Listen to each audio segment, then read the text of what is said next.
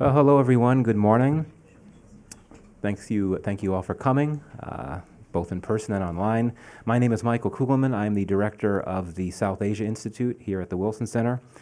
It is my pleasure to be hosting today's conference on the future of U.S.-Pakistan relations.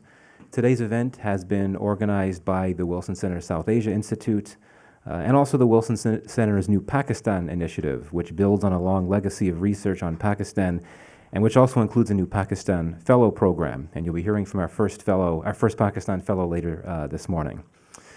It's been nearly 2 years since U.S. forces left Afghanistan, and the U.S. departure was a geopolitical milestone with impacts across the board, including for the U.S.-Pakistan relationship. For many years, the war in Afghanistan had been a prime, if not the prime, lens through which the relationship was viewed by many officials, especially in Washington. That translated to some cooperation, but also to considerable tensions. So the U.S. exit from Afghanistan plunged the future of U.S.-Pakistan relations into uncertainty. An optimist back then could say, well, with the frequent tension point in the relationship, Afghanistan out of the picture, we can start anew with a clean slate. Pessimists, on the other hand, could say, well, there's no longer a strong anchor for a relationship that's always been quite fragile, so what's to keep it from drifting into irrelevance? And so since August 2021, both positions have been validated to an extent. There's been a lot of diplomacy, significant level of diplomacy over the last few years on a wide variety of issues, from energy and defense to education and health. Issues that figured in the strategic dialogue between the U.S. and Pakistan in previous years when relations were in a different place. But at the same time, while there are no immediate crises or tension points, the direction of the relationship today still remains a bit unclear. Pakistan is a non-NATO ally. The U.S. has had a longer alliance with Pakistan than with any other country in South Asia, but one gets the sense that it's still a relationship a bit uncertain, unmoored, in search of a new anchor. The challenges of crafting a refashioned relationship are compounded by geopolitics. Each country has robust, growing relations with the other's main rival. Pakistan and China have a special relationship, as do the U.S. and India. U.S.-China competition has never been more intense, so the U.S.-Pakistan relationship is perhaps constrained by geopolitical guardrails. And furthermore, Pakistan's suffering through multiple serious crises at home: economic stress, political turmoil, the resurgence of terrorism. These add to the uncertainty about the future of U.S.-Pakistan relations as well. So the objective of our event today in this public setting is not to dwell on these challenges for the relationship, though certainly they must be discussed, but rather to talk through what the relationship can and should realistically look like given all of these constraints and challenges. And some overarching questions that I hope that we'll all consider this morning are, what are some potential new anchors for the relationship? And how can we frame the relationship through the lens of the U.S. and Pakistan, and not through third countries and other external geopolitical factors? Just a few administrative notes. We will have 3 sessions today with 2 10-minute breaks. During each break, there'll be coffee available out in the hallway for our in-person audience. For those here in person, please stay on to the end, as we'll offer a light lunch available in our dining room after we conclude. For our online audience, you're a big part of this as well, and we want to hear from you. So during the Q&A sessions, and we'll have Q&A for all 3 conference sessions, if you have a question for a speaker or panelist, please use the Q&A box at the bottom of the screen you're watching now and submit your question. Our colleagues here will ensure the questions reach the moderators. And of course, our in-person audience will be able to ask questions as well. I'd like to say a few words about our event partner today. It is my pleasure to be hosting this conference with the International Academy of Letters, USA, which is a nonprofit organization based in Houston, which aims to promote cooperation through dialogue, the arts, and diplomacy. My friend, Ghazanfar Hashmi, is the director of this group. I like to describe him as a modern-day Renaissance man. He is a scholar, an author, a poet, a translator, also a journalist. He recently published a very interesting book on American exceptionalism. He's a very well-respected and well-known member of the Pakistani diaspora in Houston, and I'm sure many of you know that Houston is home to one of the largest Pakistani American communities in the U.S., and I should say that the Sugar Land outside of Houston, it's sort of like a larger and suburban version of Devon Avenue in Chicago. Ghazanfar has been an instrumental partner for this conference. He'll be moderating one of our sessions, and he's also brought several diaspora leaders from Houston to speak to this DC audience today. So I'm grateful to Ghazanfar for his partnership and for our friendship, and I now invite him to the stage to offer some brief opening remarks.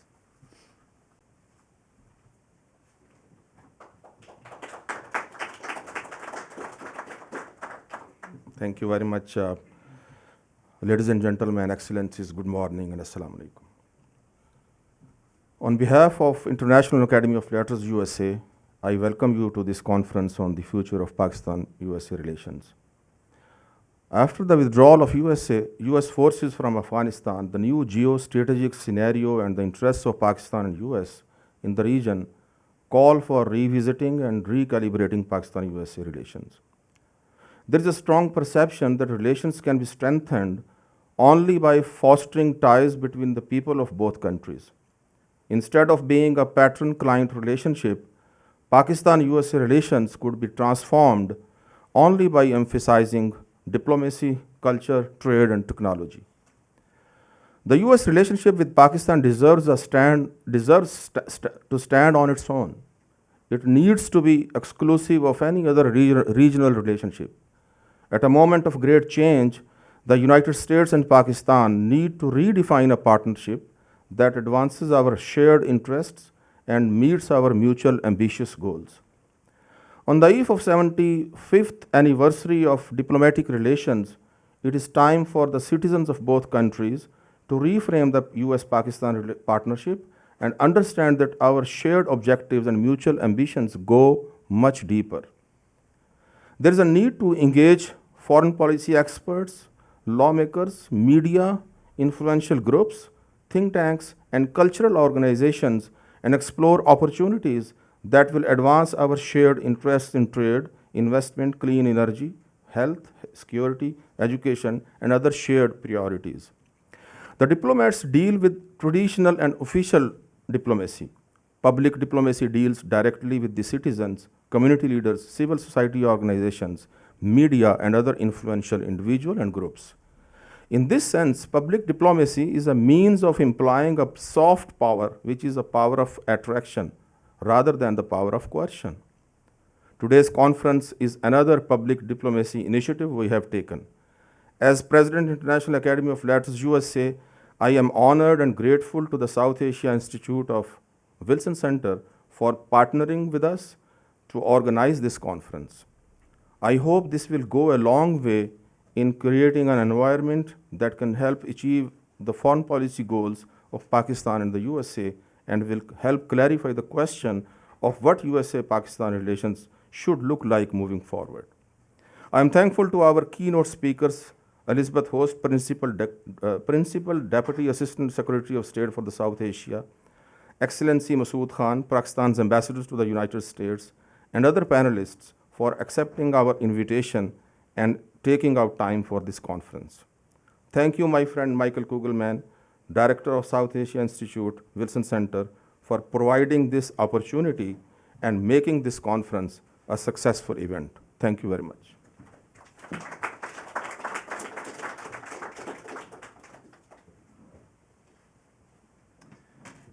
Well, thank you very much for those opening comments. So we'll now begin our keynote session. As we just heard, we have two distinguished speakers who will separately offer their thoughts on US-Pakistan relations. And our first speaker will be Elizabeth Horst, Principal Deputy Assistant Secretary and Deputy Assistant Secretary for Pakistan with the Bureau of South and Central Asian Affairs at the State Department. P. Horst, a member of the senior U.S. Foreign Service, has been in her current position since September 2022. Previously, she was posted at the U.S. Embassy in Berlin as Minister Counselor for Public Diplomacy. Before that, she was SCA's Director of the Security, Transnational Affairs, and Assistance Office. And before that, she held a series of posts in Central Asia, as well as in Moscow, Kiev, Kalat, Afghanistan, where she served with the U.S. Military Provincial Reconstruction Team, and Lahore. She's essentially served in every place that matters in a large swath of the world. And I should also say that she is a very engaged and active diplomat. She'll correct me if I'm wrong, but I believe she's been to Pakistan 4 times over the last year. So we're delighted to have you with us, P. Horst, and please come up to the podium. Thank you.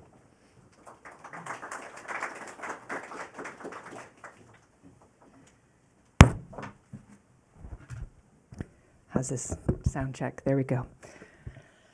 Well, I want to say, first of all, thank you to all our friends and colleagues here at the Wilson Center for inviting me today to open today's conference on the future of the U.S.-Pakistan relationship. Special thank you to you, Michael. You're a particular thought leader not only on Pakistan but on South Asia, and those of you that don't subscribe to his weekly newsletter, take a moment. I won't mind if you look at your phones and subscribe, because I think it lays out every week the context of what we're all working on. I'm also particularly delighted to be joined by Ambassador Khan today, my partner in the things that we're talking about a relationship that matters so much to both of us throughout our careers.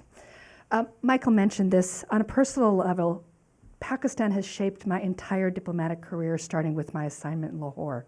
So for 2 years there, I covered political, security, and economic issues, and we're still talking about some of the same topics today that we talked about when I was in Lahore 21 years ago.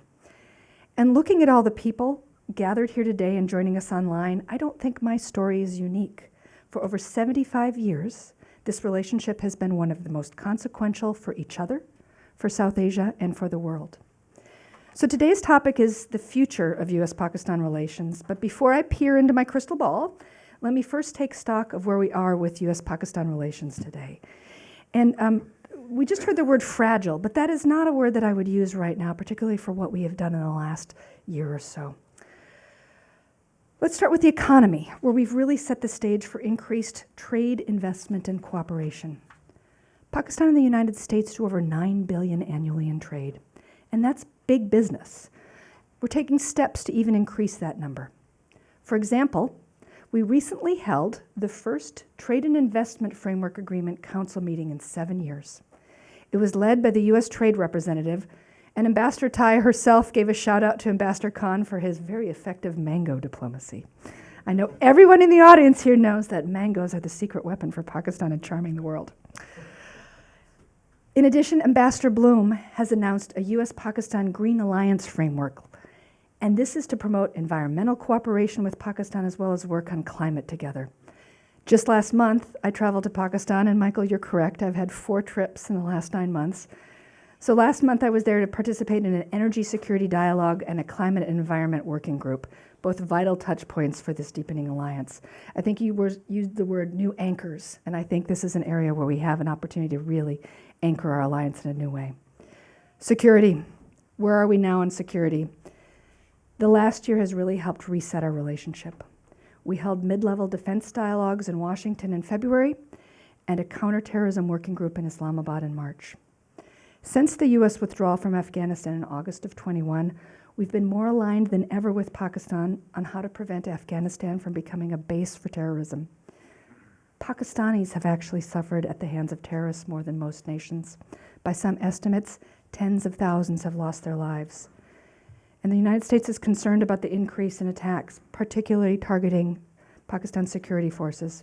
Police have really borne the brunt of this violence. So Pakistan also has much to gain from a peaceful and stable Afghanistan, and we have a shared interest in holding the Taliban to its counterterrorism commitments. The 2 dialogues we did earlier this month, focused on this very topic. So that gives you a sense of the U.S. perspective on where our bilateral relationship is now. But I want to talk about people, which are at the heart of this relationship. Today, over 50,000 Americans live and work throughout Pakistan, many of them in Houston. And there are over 550,000, I just got that entirely wrong. 50,000 Americans live and work throughout Pakistan, and 550,000 Pakistani Americans are in the United States. That's roughly the number of Americans living in Baltimore. We engage with members of the diaspora community across the United States as often as possible, and there are some of the most impressive people I've ever met. And if you want to know just how strong our people-to-people relationship is, look at the Pakistan-U.S. Alumni Network, which brings together 39,000 alumni of U.S.-funded exchanges to help build a safer and prosperous Pakistan. Or look at the U.S.-Pakistan Women's Council, a public-private partnership between the State Department and Texas A&M University that has transformed the lives of hundreds of thousands of women across Pakistan. One example of this is the Pakistan Million Women Mentors Initiative, which has connected 45,000 women in Pakistan to mentors over the last 2 years. That's real people power. The private sector has a huge role to play in these connections as well. When I was in Lahore last month, I met a number of women entrepreneurs who were thriving, setting up businesses and consultancies. Several had big, ambitious dreams of going global with their brand. Many were examples of the ties between the United States and Pakistan, educated in one country, working in another, and going smoothly back and forth. That's the kind of potential I dream of when I think of the future of US-Pakistan relations. Let me share a couple of interesting statistics with you. Almost half of Pakistan's population is under the age of 22, and it's projected that Pakistan could grow to become a top 10 economy by 2047. We know that these young people are the future of our relationship, and that's why we continue to invest in education. The US government brings approximately 800 Pakistanis to the United States every year, and thousands more are studying in universities across the country. That's an investment in the future. In addition, organizations like the Citizens Foundation work tirelessly to support and operate over 1,800 schools in Pakistan, educating 280,000 students and employing over 13,000 teachers and principals. Their generosity is transformative to generations of young people across Pakistan. And really, nowhere was the people-to-people connection stronger than how the United States responded to Pakistan's flooding on both an official and a personal level. We were among the first to respond to Pakistan's need, sending 17 US military C-17s with 630 metric tons of humanitarian supplies. Administrator Samantha Power traveled to Pakistan to witness the devastation firsthand and sent a disaster assistance response team to the site. All told, the United States government committed over $200 million in flood response assistance, including funding for ensuring food security. The government efforts of the United States were bolstered by extraordinary generosity of the Pakistani American community and the US private sector, which together combined over $37 million in essential goods and services such as food, water, medicine, and healthcare. And our support for people affected by flooding continues. Just last month, we announced 500 new scholarships for Pakistani university students from flood-affected districts to assist them in completing their degrees. We remain committed to working with the Pakistani people together. So, one of the comments earlier said we're not going to dwell on challenges, which is, I think, a good thing. I've emphasized how the people of our foundation are the foundation of our relationship, and if I can plant a second word today, it's potential. And again, it's potential looking beyond the challenges to what we can do together on economy, trade, investment, regional stability, and especially on global challenges like the climate and health. A strong, prosperous, and democratic Pakistan is essential for the interests of both our countries and both our peoples. And the best way to that is through continued cooperation. Question on everybody's mind right now is Pakistan's immediate economic situation, and the United States shares concerns about the sustainability of Pakistan's current economic path. We also know that this economic situation has very personal consequences for tens of millions of Pakistanis who are tightening their belts. The reform that Pakistan and the IMF agreed to are not easy, but it's crucial that Pakistan take these actions to bring a country back to sound financial footing, avoid falling into further debt, and grow Pakistan's economy. And the United States is going to continue to support Pakistan through technical engagements and assistance, particularly when it comes to encouraging Pakistan to enact policies that promote open and fair and transparent business climate, an open and fair, transparent business climate. Because if Pakistan can get over the hurdles to get on sound macroeconomic footing, there's extraordinary potential. So, to the actual topic of today, which is what does the future hold for the US-Pakistan relationship? Let me start with this. Pakistan's a sovereign country. It has made and always will make its own choices. It has a lot of partnerships. The United States respects that.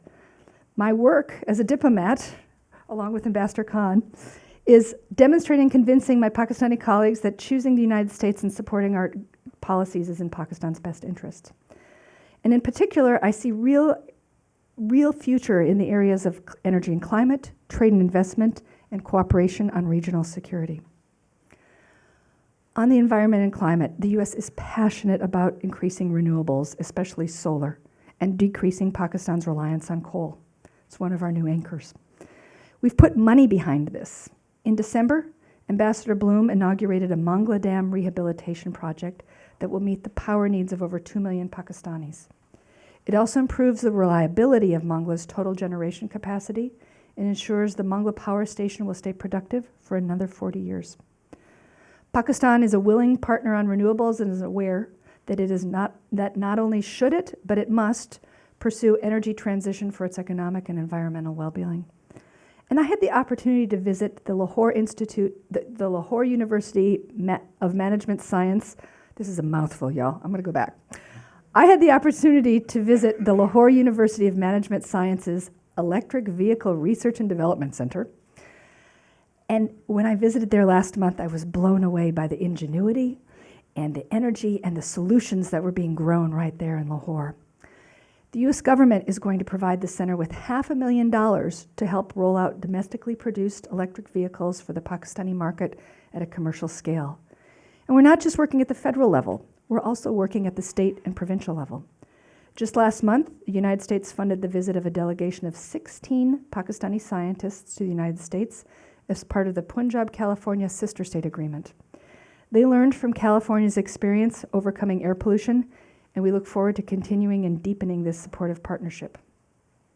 So if the first area of future cooperation is climate and energy, the second is trade and investment. But this comes with a big caveat. I mentioned our trade relationship is $9 billion. And the United States is Pakistan's biggest customer, but we could be doing so much more. One major barrier is a regulatory environment that discourages investment. And this is something I heard from private sector business across Pakistan. I was in Lahore and Karachi and Islamabad. Pakistan needs to streamline the process of starting a business, protect and enforce intellectual property rights, and invest in human capital. Without the protection of ideas, businesses and individuals don't reap the full benefits of their innovation, and they focus less on research and development. Finally, let me touch on the future of regional security. It is a different place where we are with Pakistan than 2 years ago, before the US withdrawal from Afghanistan. We both want a region where terrorists pose no threats and borders are respected.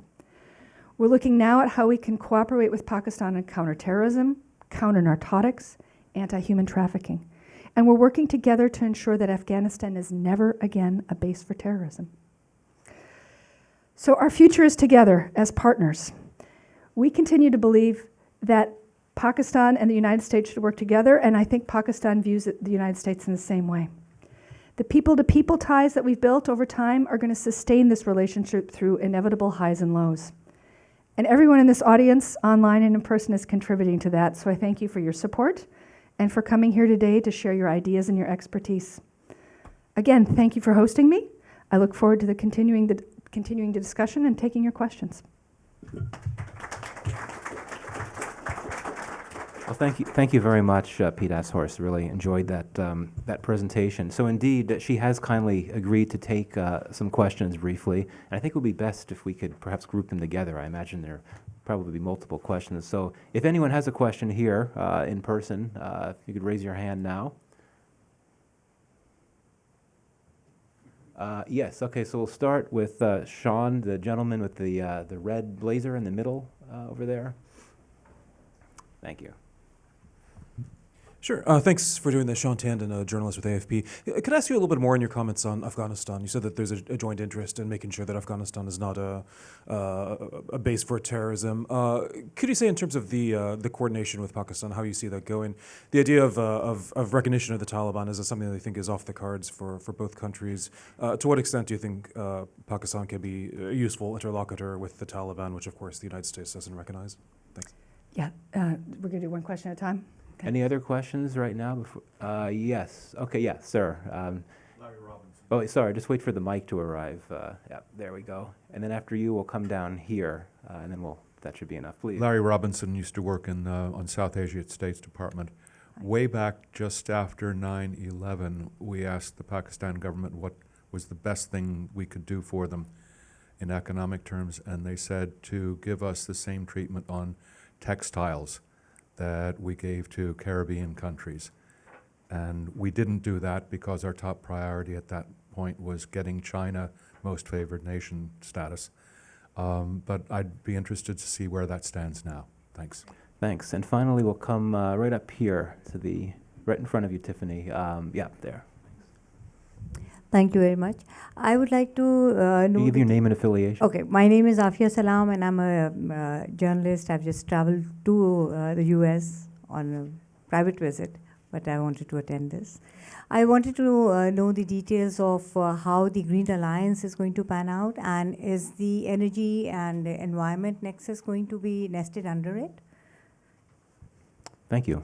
Okay, great. It says don't adjust the mic, so I'm going to adjust it anyway. Sorry. I'm just that kind of a speaker.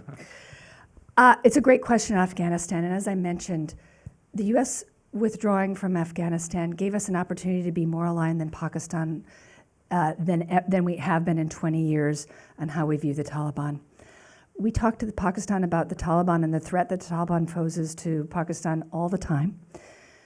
You're correct that right now recognition of the Taliban is not something that's on the table, but we want to figure out how do we get the Taliban to uphold its commitments that it's made on a number of different levels so it can get the kind of recognition and integration that it wants.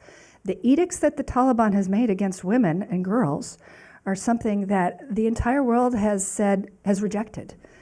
No one thinks that these are good ideas, and so the Taliban's going in a different direction than what its neighbors, its partners, and its allies have asked it to do. So we're particularly concerned, as are the Pakistanis, about what the Pakistani Taliban is doing. And the numbers of attacks and the numbers of victims are concerning. Restarting the counterterrorism dialogue has been one place to move forward on this. It's the first dialogue that we've done in a while, and so we're doing a lot on border security and border management, and we're listening to the Pakistanis to figure out what else needs to be done there. Second question, textiles. Larry, I think your name is familiar when I started in Pakistan 20 years ago. Thanks for that question. So, as I also mentioned, we did the first TIFA Council discussions in 7 years, the Trade and Investment Framework Agreement, and of course textiles came up on that. This is one of the things that we'll be talking about a lot as we look to ways that we can deepen our trade ties. I don't have a definitive answer for you, but it's something that comes up frequently. And the fact that we had such a successful and productive TIFA meeting, I think, gives me hope that we're going to be able to work our way through some of these issues. Thank you for the question on the Green Alliance. Absolutely, energy and the environment and climate issues are all nested underneath this framework. So the Green Alliance is just a way that we can group together a lot of things that USAID is doing, that the State Department is doing, that the Department of Energy is doing, that the government, both at the federal level and the provincial level in Pakistan are doing together, because we recognize that climate is one of those things that knows no boundaries. And we have a closing window where we can get this right. And Pakistan is going to be key to that. Pakistan has suffered more than most countries because of climate change and yet contributed less than other countries. So we're excited very much about what we're going to be trying to do on energy. One of the things we really want to do is get Pakistan big into renewables and find commercially sustainable ways that we can do that. The sunshine in Pakistan is sustainable. It doesn't just grow mangoes. It also helps, if there's some solar panels out there. But there are things that also need to be done in terms of building up the distribution networks and storage. This was right at the center of our energy security dialogue, and our Assistant Secretary for Energy Resources, Jeff Pyatt, led that. Himself somebody who's been engaged in Pakistan and South Asia for 25 years. So I think we're going to be talking a lot more about that. We're also looking at the Green Alliance framework as a way to bolster some of the things that are important to Pakistan, including the Living Indus initiative for how water is managed. So anybody in this audience has great ideas on that also, we welcome that. This is going to be more than just two governments coming together. It's going to take private sector, it's going to take universities and research to come up with the kind of solutions that are going to keep us at these climate goals that we have. Well, thank you very much, Pete Ashorst, for spending some time with us this morning. And if we could have a round of applause. Thank you very much.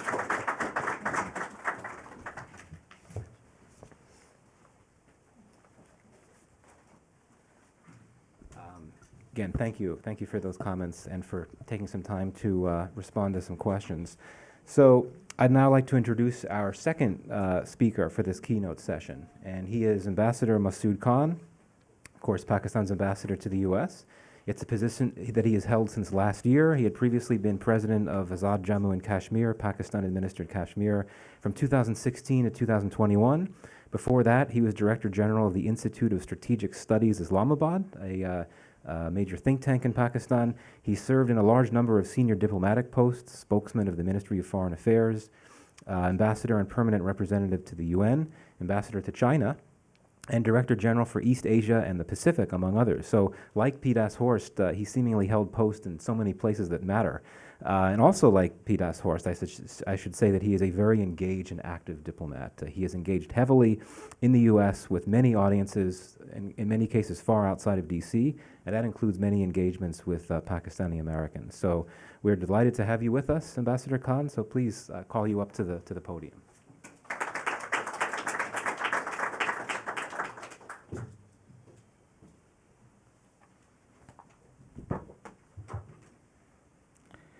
Bismillah ar-Rahman ar-Rahim, in the name of Allah, the most merciful, the most beneficent.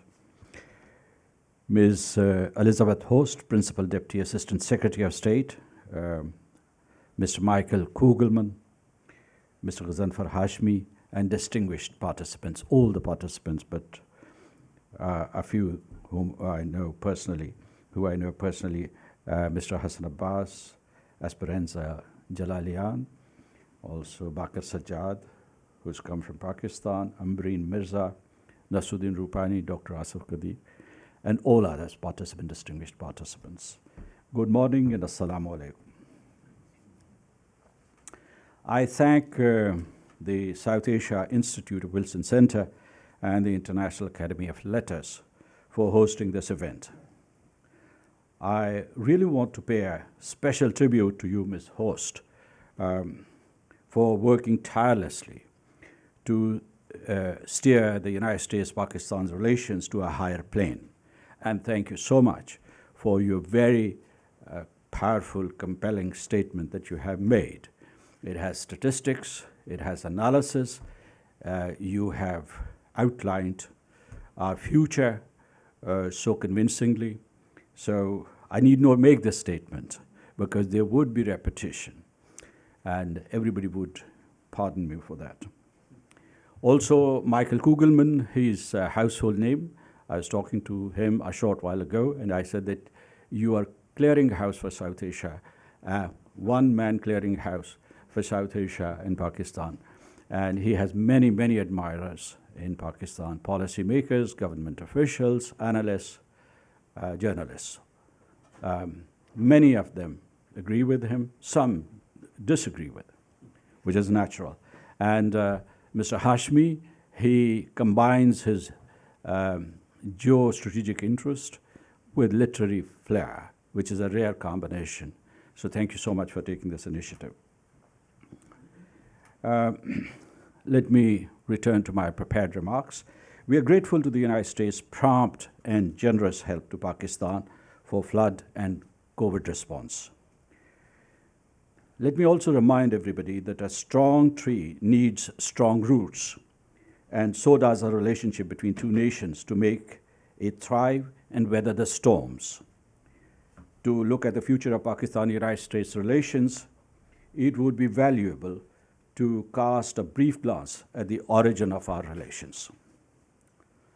In his message to the Quaid-e-Azam, whom he called the originator of the dream that became Pakistan, President Harry S. Truman said on August 14, 1947, "The American people anticipate a long history of close and cordial relations with Pakistan." 12 years later, on December 2, 1959, President Dwight Eisenhower, while addressing a citizens' reception held in his honor in Karachi, uttered historic words that sound so true even today. He said, and I quote, "Our two countries both believe in human dignity and the brotherhood of man under God. And both of us are determined to be strong, spiritually, materially, militarily, not merely to ensure present security, but also that we may be in a better position confidently and effectively to search out the paths to world peace with justice. Our two countries are staunch allies, each to the other." Unquote. Pakistan was born out of an idea. Muslims of the subcontinent will have a separate homeland to enjoy the universal values of freedom, equity, and social justice. All its citizens shall be equal before the law without discrimination or domination. All these norms would be promoted through democracy and representation. Peace in the region will be our lodestar. The quest for these ideals continues even as I speak today. The American Revolution in the 18th century was a milestone in the political evolution of mankind when the valiant American people and their visionary leaders founded a state on the basis of a powerful idea: equality of all people enjoying the inalienable rights of life, liberty, and pursuit of happiness. In so doing, the Americans jettisoned the so-called divine right of monarchs and embraced the principles of democracy and constitutionalism. This confluence of ideas and values, more than anything else, binds us together as peoples. I like the US Embassy in Islamabad's rendition on Pakistan-US relations, invoking the Quaid-e-Azam's famous quote, "Democracy is in our blood." It says, "Democracy is in the blood of Pakistan. It is in the blood of the United States. And our two countries must continue to demand and work toward the achievement of our highest democratic ideals." Unquote. Pakistan and the United States made choices when we decided to enter into an alliance to advance our shared strategic purposes, roll back aggression in Afghanistan, and combat terrorism.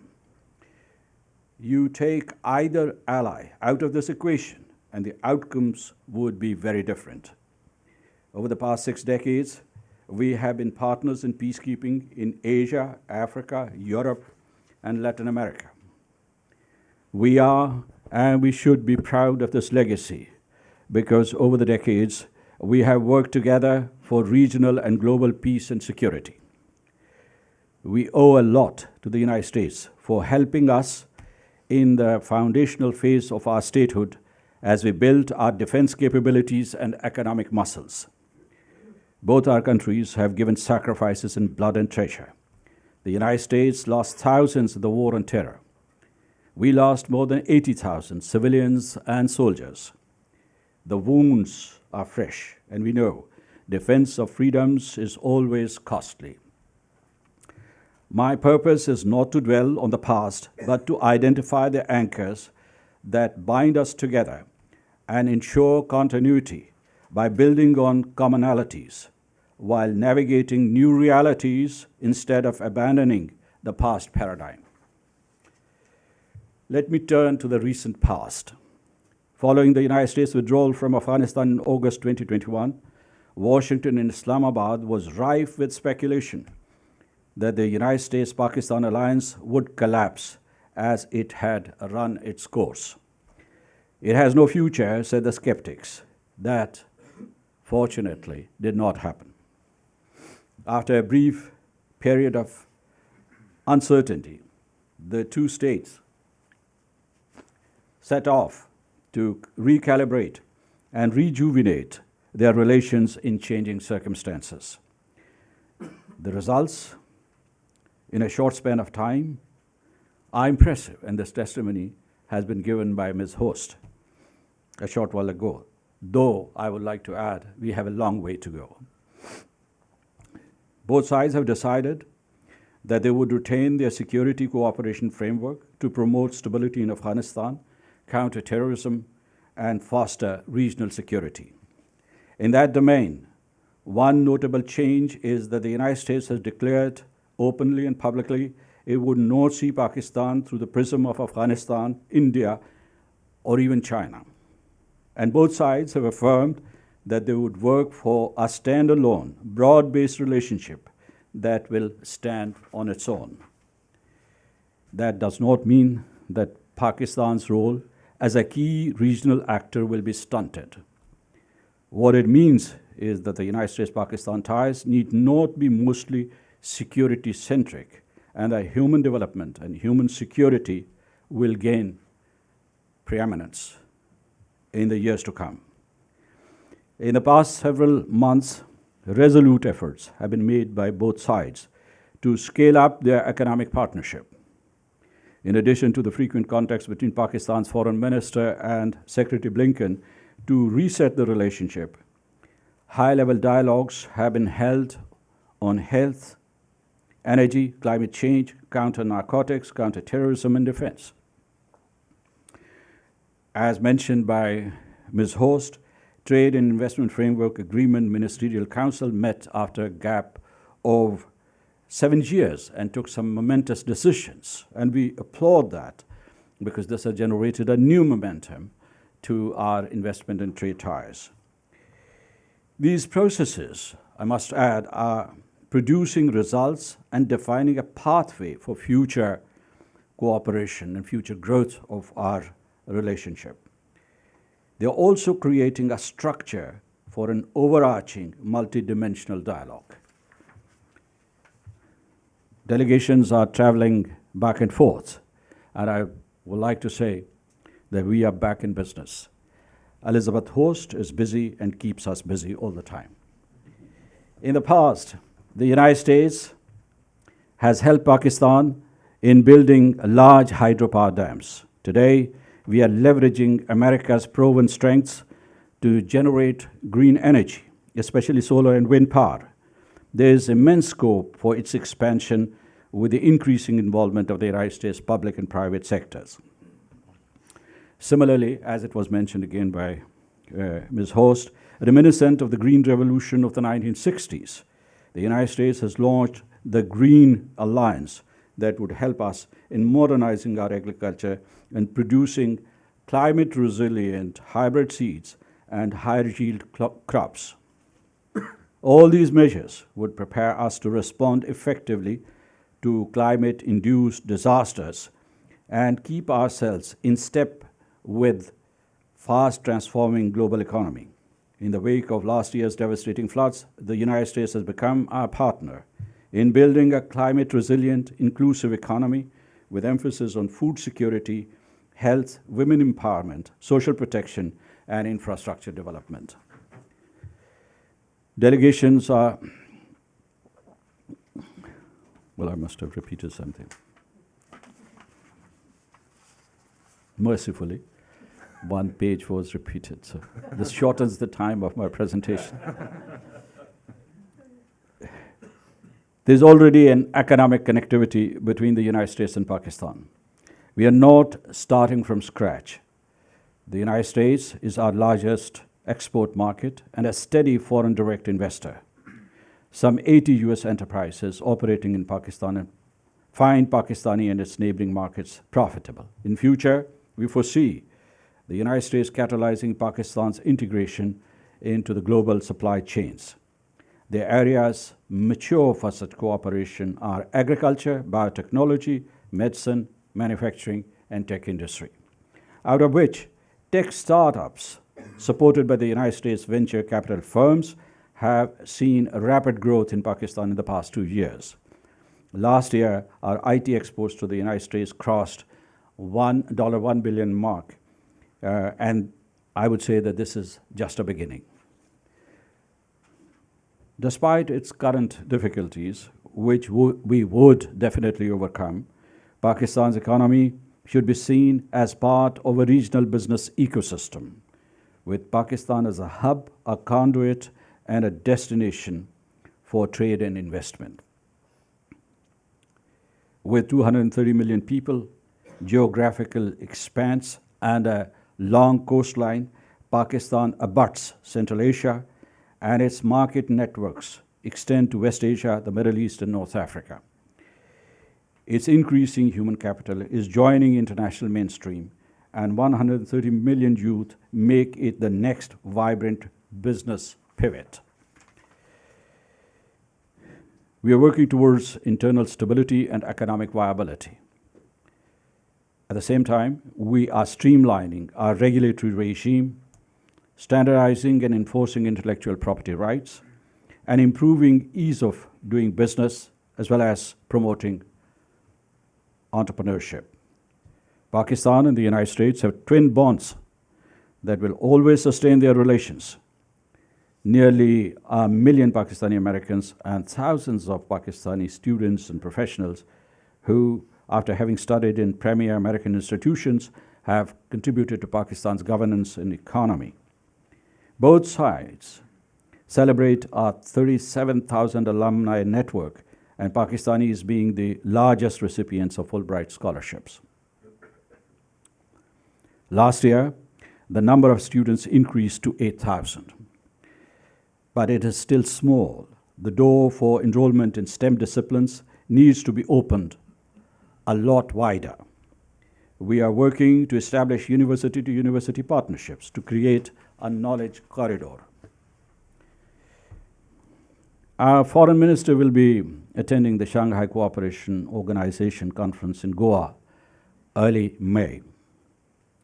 The context is multilateral, not bilateral. Let's hope that this decision goes down well to bolster diplomacy.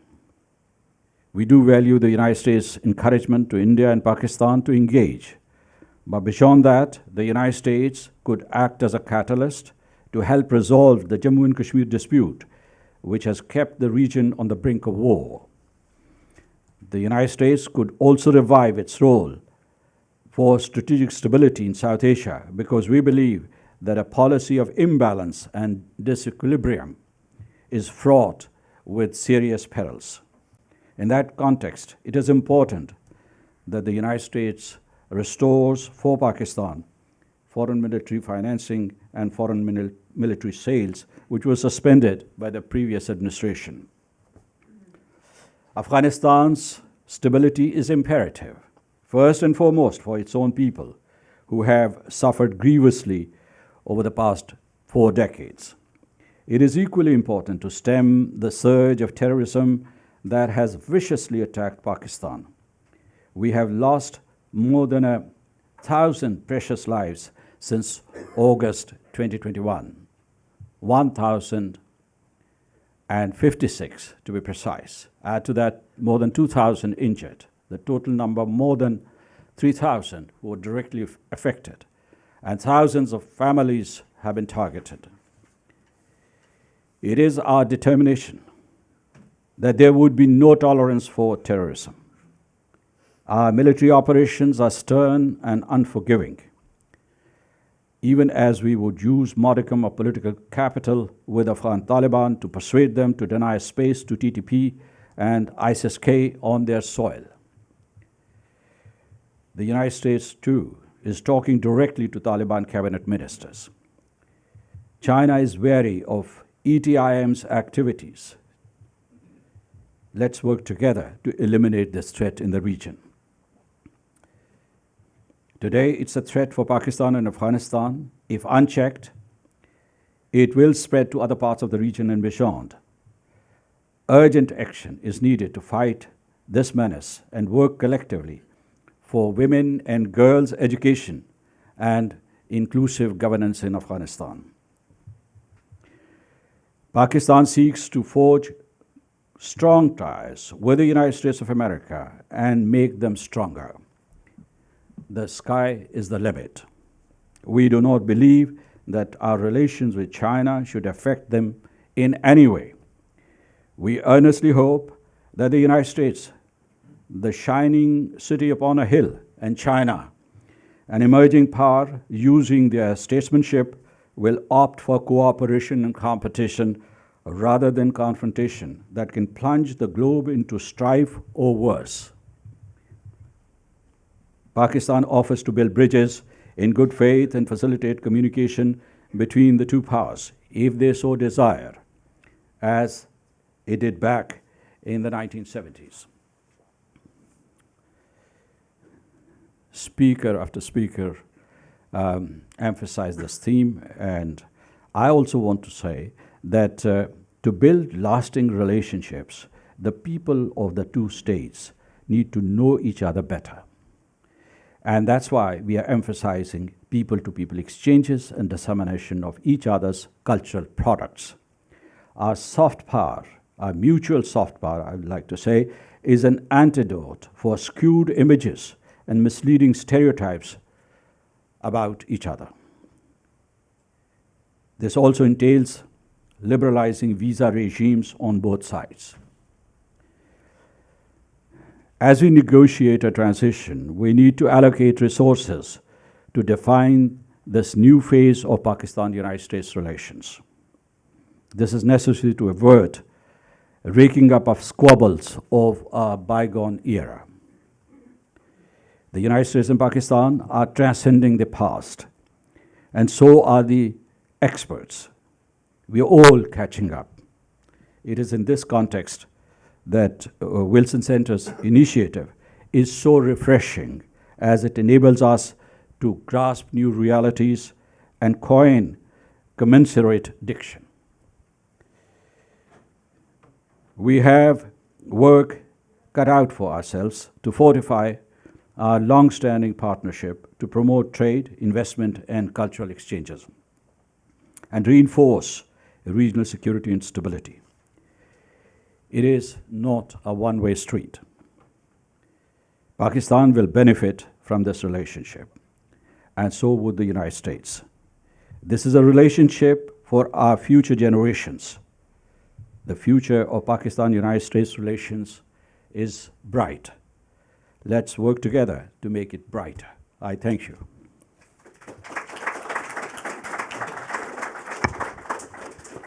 Well, thank you very much, Ambassador Khan, for that presentation. Very interesting, very useful, and I also admire your and also Pitas Horst's ability to be optimistic and forward-thinking, because unfortunately there's some troubling things going on in Pakistan, to put it mildly. But I'm glad that we're thinking about forward-thinking and how the relationships can work and how the two countries can work together.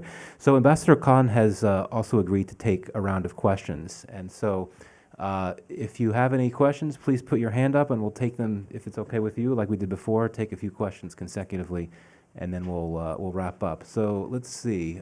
So there's a question here. We'll take that one, please. Should I stand up or should I just? No, it's more important that you have the mic than whether you're standing or sitting. So. Yeah, there you go. Thank you, Michael, and thank you, Ambassador. It's a pleasure seeing you after so much long time. I had the privilege of interviewing you several times for my magazine as well. This is Mohit Pirzada. I'm a Pakistani journalist and I'm also a publisher. You mentioned there was uncertainty after the US withdrawal from Afghanistan. Then you said it was resumed. We believed in Pakistan that the former military chief, General Bajwa, was trying to have a reset with the US. What was the nature of the reset? What have you achieved as a reset? And now the current chief is in Beijing, and the talk in Pakistan is just that he's seeking a reset with Beijing. And you have served as an ambassador in China as well. You have served here. You have served with the United Nations. So it would be great if you can explain to us. Thank you. Thanks. And then there's a question right in the front here, the gentleman. Yeah, thanks.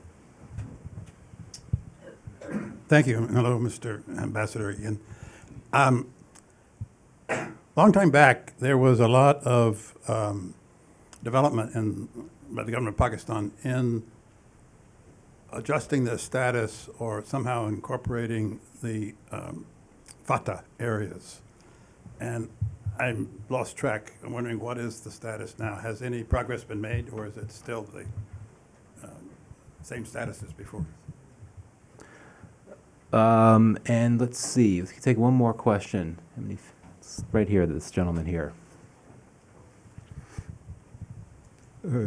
Good morning. Ray Bridgewater from the public-private partnership aspect.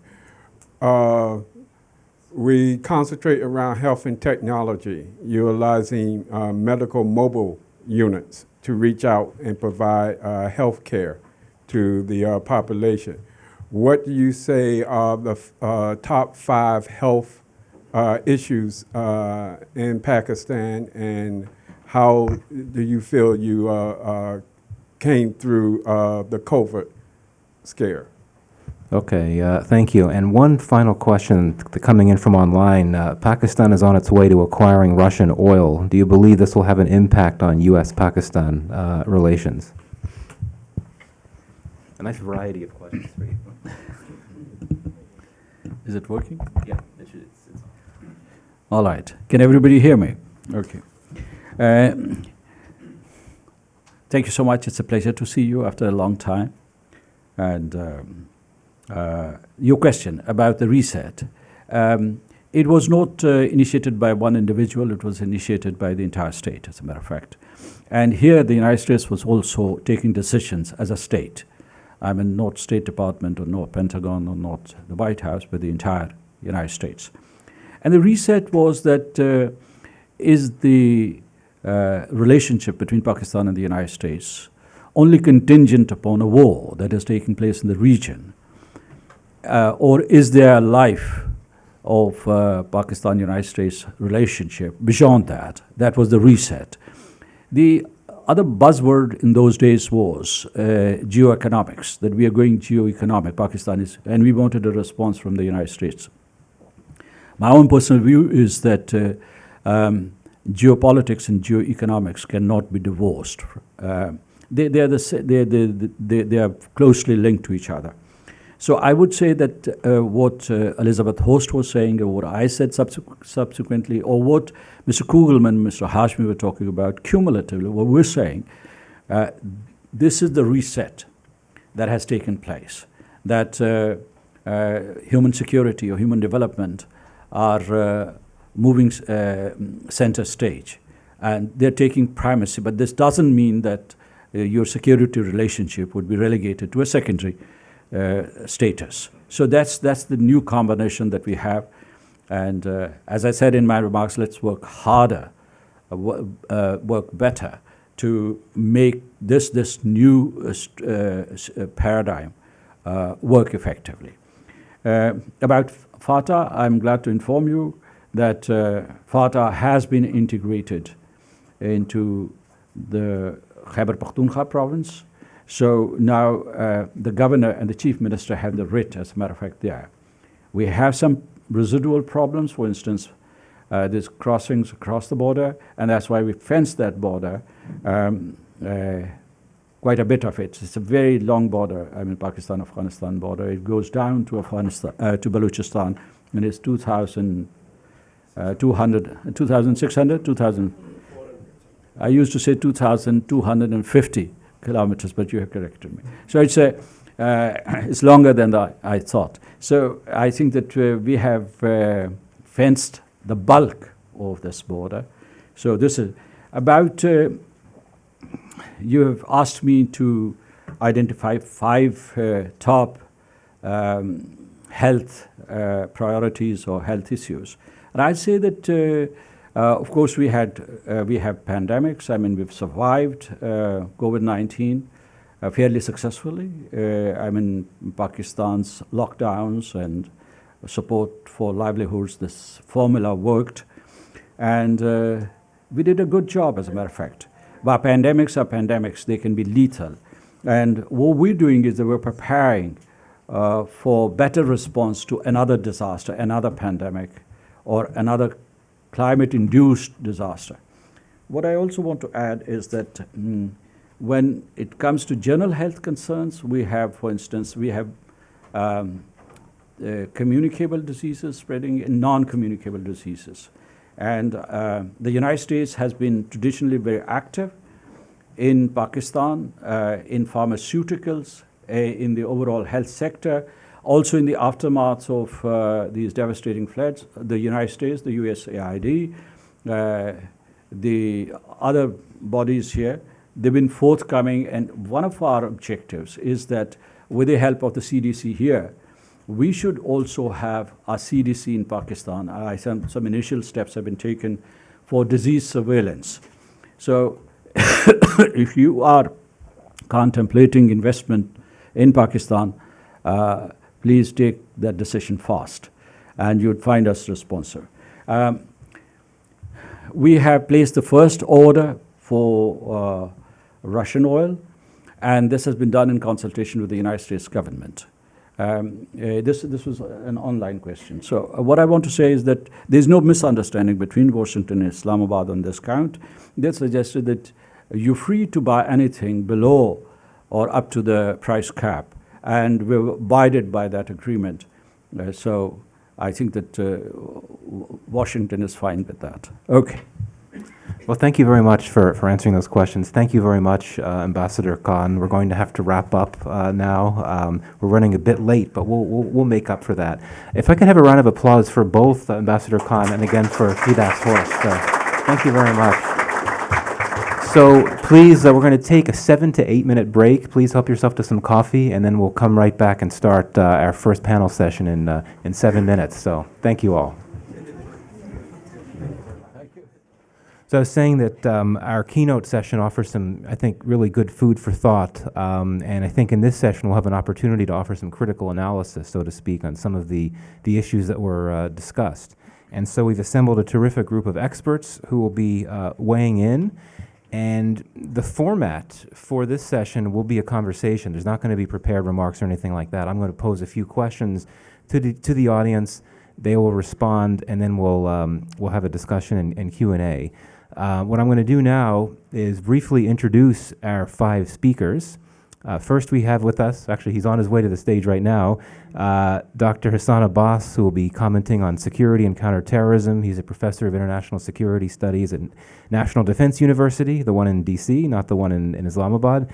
He served as a Carnegie Fellow, a senior advisor at Asia Society, a senior advisor at the Kennedy School at Harvard, among other things. He's published several well-received books on security issues in Pakistan and Afghanistan, including his newest book, which I think just came out this week, which is called The Return of the Taliban.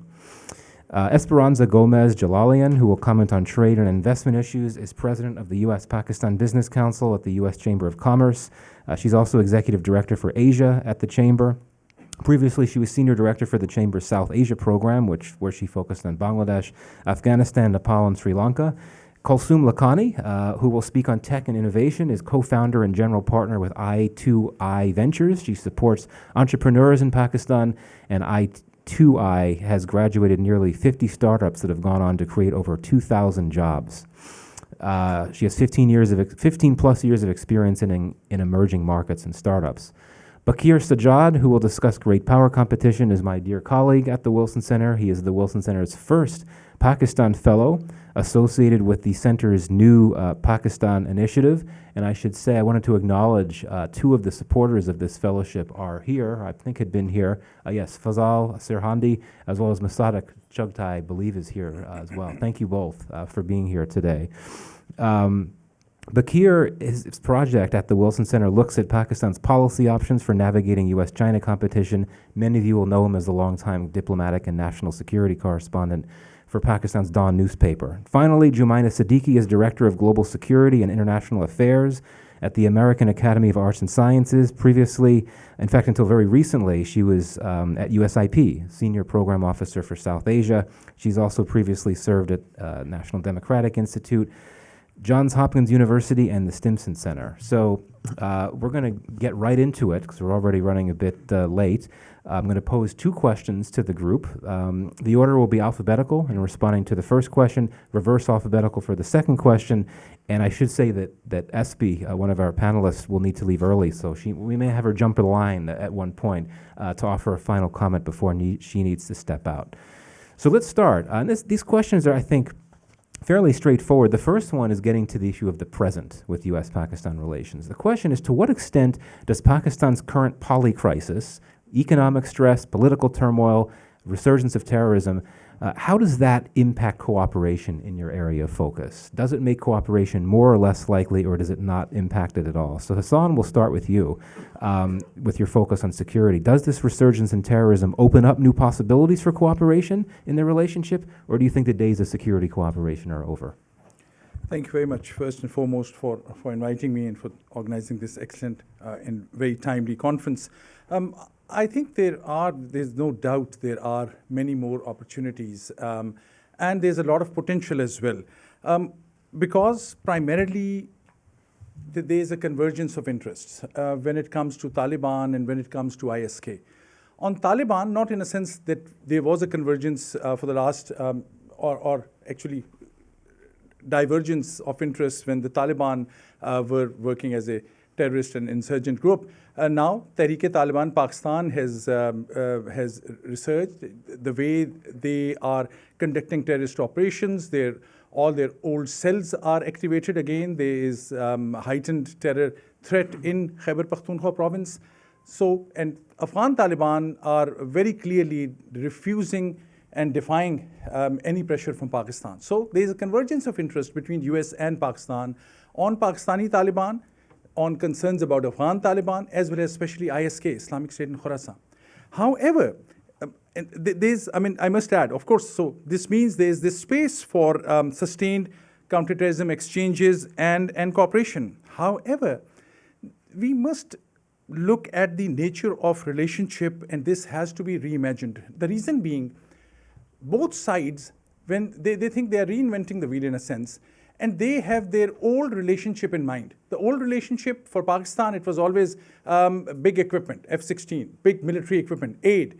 For US, it was support on the ground, airports for drone strikes, over the horizon support base. It is not going to be like that again.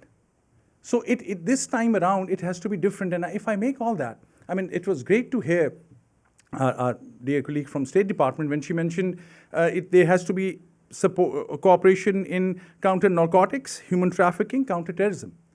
And I would say some of this is non-traditional security threats. The traditional security relationship between both sides is military to military. And I am a Department of Defense employee, and I drink that Kool-Aid, and I understand that point. But what I'm saying is that is just one pillar of a security relationship. And I'll close by saying why I think the security relationship, if they want to benefit from the opportunities, why it has to be reimagined. You cannot build a whole relationship on one pillar. There are other pillars, and I'll leave for my other colleagues, they'll talk about health and economy, but even within the security, civilian law enforcement. And I was looking at this one document, Integrated Country Strategy from US government, March 2022. I'll be hard on the US government side. I think it very clearly explains support for civilian law enforcement, rule of law, criminal justice system. I think no one read it after it was produced. Because I'm seeing a lot of talk. I'm not seeing any concrete actions either from Pakistan's side or from the US side. And last point, I know when there's a military to military cooperation happens, because there's a history, somebody from here picks up a phone from top CENTCOM chief, they talk to the Pakistan Army chief, they go meet. When the civilian law enforcement side, somebody from the counter-narcotics side or civilian counter-terrorism side, can they make a call to somebody in Pakistan? No. And I know firsthand, when these things are attempted, there are hindrances from both sides. So when we say on paper, on the US side, counter-terrorism supports civilian law enforcement, rule of law, it is all on paper. So that's what discourages me. Potential there, opportunities are there, where we have built those infrastructures, that there's a broad-based security counterterrorism support. I don't see that sign. Thank you very much, Hassan. Interesting. Let's turn to a very different topic now, trade and investment. Come to you, SB. What has U.S. trade and investment with Pakistan looked like during this very difficult economic moment for Pakistan, and how do U.S.-Pakistan Business Council members look at the current situation? Well, thank you, Michael, for inviting me to this panel today in the company of this distinguished group of colleagues here. I will be speaking really pretty much based on my experience working with American companies operating in Pakistan. And I would say that if we look at the last 2 years, we actually saw a bit of increase in trade last year. But if you look at the figures that are available right now for January and February compared to 2022, for 2023 compared to 2022, you see a slight decrease on U.S. exports as well as Pakistani, as well as the imports. So it definitely has had an impact on the trade volume, slight, but nevertheless, you can see that it was growing in a path of growth and is declining a bit. This is just with the figures that are available. And I would just say, of course, the political and the economic situation of Pakistan has impacted the operations of any business in Pakistan. That goes for local industry as well as foreign companies that are, we've always, at the US Pakistan Business Council, the chamber, which is comprised of over 30 US companies operating in Pakistan, have always kind of worked on policy issues that are impacting the ability of Pakistan to attract investment, and also impacted the operations of the companies doing business there. And those issues, of course, are now continue. There are issues there that have always been there. At the top, I would say taxation. The changes, the continuous changes every year with the annual budget about, it's a constant, issue that comes up every year. And in the middle of cycles also changes, which does not provide certainty to investors. I would say the companies that are operating in Pakistan, that have been there for many years, they can work on those issues because they've been there for the ups and downs, economic situation, political situation. But for a foreign investor to attract foreign investment, it's very difficult.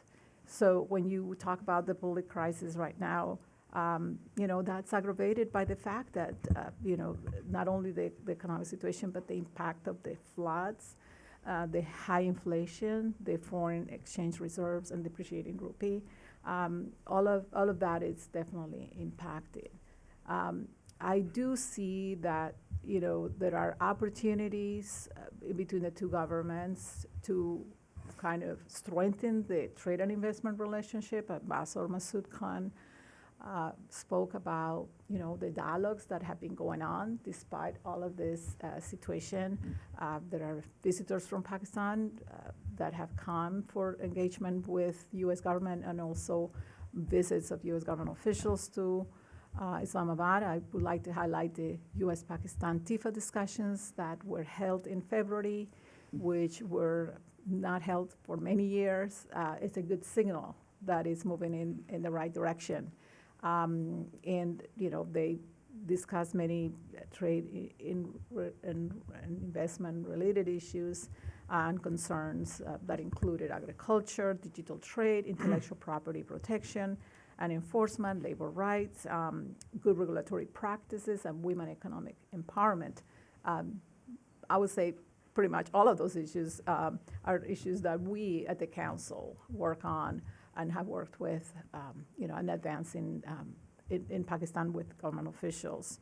So we're encouraged by those talks, and we hope that, as many dialogues, it is not just one-time opportunity, but there is a plan to, and I think that's what we're hearing from our friends at USTR, colleagues at USTR, that there is going to be a plan for continued discussions. And we also talked to the embassy and government officials, and they're very enthusiastic about that. And why do I think it's important? Because we at the private sector feel that we could also be part of that discussion in terms of the policies that need to be in place to strengthen that trade and investment relationship. Thank you very much, SB. So let's turn to you, Kulsoom. So at my last visit to Pakistan in February, I had a surprisingly positive conversation with several visiting American investors, or VC investors, who were optimistic that they could work around the current challenges happening now. So how do you think cooperation in the tech and innovation space is impacted by this polycrisis in Pakistan? Yeah, I saw your question. I was like, I don't know who you were talking to, but people are not optimistic right now. Hi, everybody. Assalamu alaikum. Just to give a zoom out, right? I don't want to assume everyone here knows about the tech and innovation space in Pakistan, but it's been growing pretty considerably over the last few years. So just to give you a bit of a zoom out, I've been working in the startup space actually for about 12 years now as a venture capital investor who launched a fund in 2019. So been working supporting startups before that, and now as an investor for the last 3 or 4 years. From a perspective of looking at 2019 to 2023 today, 2019 startups raised about $45 million, close to $49 million in funding. 2020, they raised $65 million in funding. In 2021, they raised $350 million in funding. So that jump, and then this past year, 2022, is 355. So what that really shows you is that there was a massive jump going from 2020 to 2021. And a lot of that had to do with the pandemic, people being much more comfortable investing without having to travel to Pakistan to due diligence, which was a major issue before. A lot of security issues, perceptions, things like that they didn't have to do. They could do everything on Zoom, right? Another thing was that a lot of international VC funds all of a sudden had a lot of liquidity and wanted to deploy their money to ecosystems where the prices weren't as high, right? And Pakistan represented that for them, right? It was one of those last untapped frontier markets. So we just saw a flood of international VC money that was going into these startups, right? And a lot of these startups, for those who aren't aware, are mostly companies that are addressing Pakistan's largest problems, right? You're seeing a lot of startups that are digitizing the trucking sector, people that are doing B2C grocery delivery, people that are doing, in the healthcare space, in the fintech space, which really took off because of policy reforms. So all of those different factors together, the fact that that there was a policy regulation change that allowed for Pakistani startups to set up holding companies abroad, all of those things all of a sudden created an environment where international investors found it much more attractive to invest in Pakistani startups, right? And then what you started to see was that I think what I tried to tell international VCs back then, because we were co-investing alongside them, actually the most amount of deals, the highest pace of deals were closing in maybe 2 weeks, right? Which on average is very fast for those who don't know. Typically it takes a couple months for a company to raise money and all of that. But what I was telling all these venture capital funds, I was like, Pakistan's macro environment, the fact that we're stable, this is actually not the norm. Instability is kind of, unfortunately, our norm more than the exception. So the fact that things started to bottom out a little bit had a lot to do with the global macros, but as Pakistan's macro environment started to get worse, we saw a lot of international VCs that were basically chomping at the bit before, all of a sudden start to turn a little bit and become much more cautious about the environment right now. So far in 2023, in Q1, startups only raised $23 million in funding. So part of that is a push and pull. So some startups are not going out to raise as much because the environment is really bad right now. So they'd rather focus their energy on building good businesses that are strong. Another thing is that international VCs and Pakistan-focused funds like ourselves are much more careful about where we put our money and investing in spaces where the macro environment is creating opportunity right now. So as an example, we're investors in a company called DealCart, which is not quick commerce at all. It's not like GoPuff at all, or Airlift, which was famously a big failure last year. It's actually focused on lower socioeconomic segments, on grocery that is more tier 2, tier 3 brands, on price-conscious users. That company was co-founded by two past Cream employees that are now building this company in a really big way. So as an example of companies that are coming up in the spaces and the opportunities. So to the question that you asked, Michael, of whether or not people are, finding ways to navigate it, I think what's important for international VCs to know is that right now the macro environment is obviously very bad, right? And it's important to not be apologetic about that. But it's also an opportunity in a lot of ways to invest early stage. The prices are going down. They'd gone extremely high valuations in 2021 and 2022. That's starting to come down now. But I will say that international VC money has slowed almost to a complete halt right now. And so companies that are getting attention are the ones that are really able to show that they have models that work, right? That their contribution margins can be potentially positive, that they're not going to be bleeding money for forever. And I think in some ways that's a positive thing because it's forcing founders in Pakistan to really be focused on the right things and not growth at all costs, the way that oftentimes is rewarded in places like Silicon Valley. So I do think right now it's a tricky environment, but I also, as someone who's been operating in the market way before the hype happened, I do think this is why Pakistani founders are some of the best founders in the world and are some of the most resilient people that I've seen because they've been able to navigate the environment before, and they will continue to do that now. Thank you, Kulsum. Really interesting, and appreciate your candor as well. So Bakir, how has Pakistan's current crisis impacted its relations with China? Has it changed the way that it looks at US-China competition? Michael, thank you very much for having me. And Pakistan, unfortunately, is perpetually at crisis. Although we have those crises have metasized, and the outlook isn't very bright right now. And for the near term, it's increasingly uncertain. But among all the different strands that we have in this polycrisis, I think one that stands out is the economic crisis that we are facing right now. And the usual chatter among people is that when is Pakistan defaulting? And beyond that, it's an issue that affects millions of lives, millions of people on daily basis. It affects the development prospects of the country, and at the same time, it constrains the government's ability to respond. But while the handling of that crisis is concerned, I think Pakistan has got very few options. Saudi Arabia, UAE, and China, they have together helped Pakistan put up like $3 billion for unlocking the IMF fund, which was one of the requirements of arranging through bilateral arrangements at least half of the financing gap. That was $6.5 billion. Beyond that, I think I don't see other countries helping Pakistan that much. Among these countries, they too look at Pakistan worryingly about the economic situation there, but they feel a compulsion of not allowing Pakistan to fail. And that is a goal that these countries and the United States also share.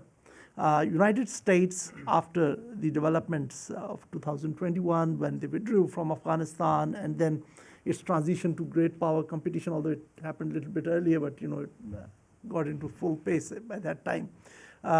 It sort of lowered its engagement with Pakistan. It is maintaining a modicum of continuity of the relationship without either side coming up with something substantive for it. So the United States has been marginally helpful in that it is not obstructing Pakistan's negotiations with IMF.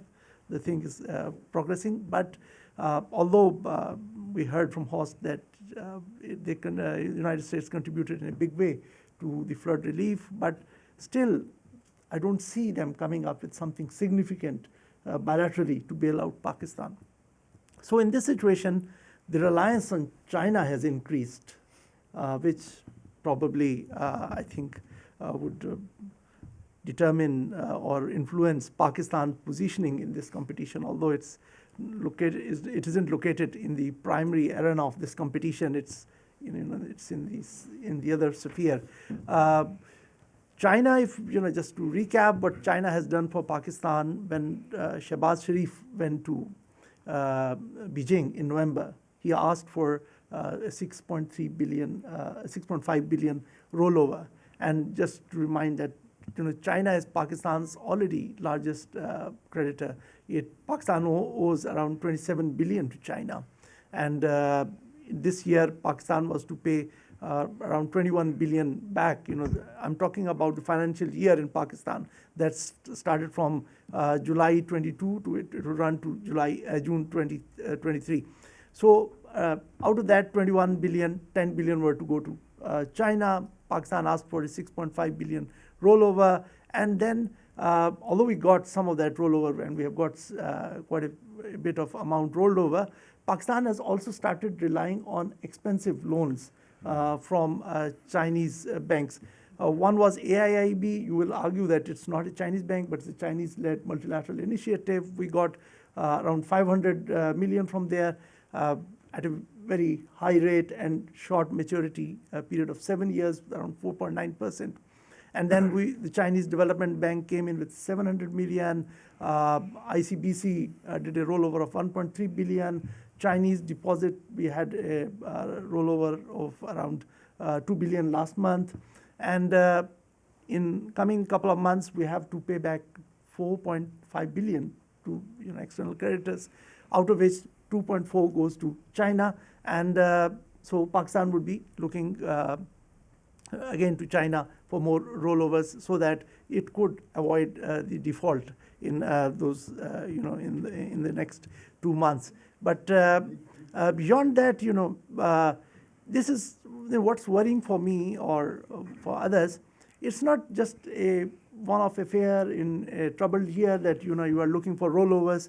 It is going to be a recurrent theme. In the next few years, we'll facing even a bigger requirement where we have to pay higher amounts to external creditors, and again China will feature high among those repayments. So Pakistan would be again relying on those on Chinese largesse to roll over or refinance or to get more loans. So whether or not IMF deal comes through, right now I think the dependence on China increases. The dependence on China also increases because of the flexibility that comes with Chinese loans. Others would require on dot, the payment, that this is the date you need it, but Chinese are flexible. Then the Chinese don't link it with IMF or other international financial institutions. You first get a go-ahead from there and then we'll give you. And the third is that the Chinese do not publicly lecture Pakistan on fiscal discipline, although that's good for Pakistan, but it sort of embarrasses the government.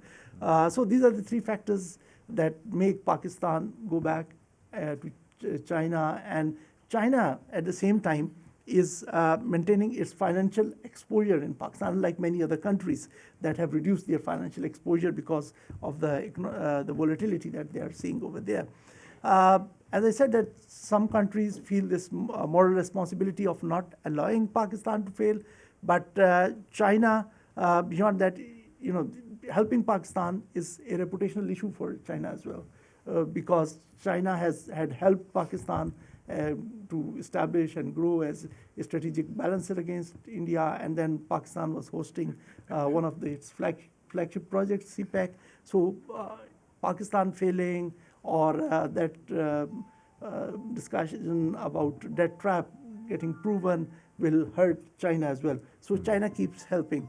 So I think United States needs to come up with something substantive to help Pakistan as well, so that things could balance out. And the other area I think where Pakistan's dealings with the external world are being affected is the security crisis. You have heard about this surge in terrorist attacks, and I think this is a bright area where, unfortunately, where Pakistan and United States can cooperate more. And I think they are doing that.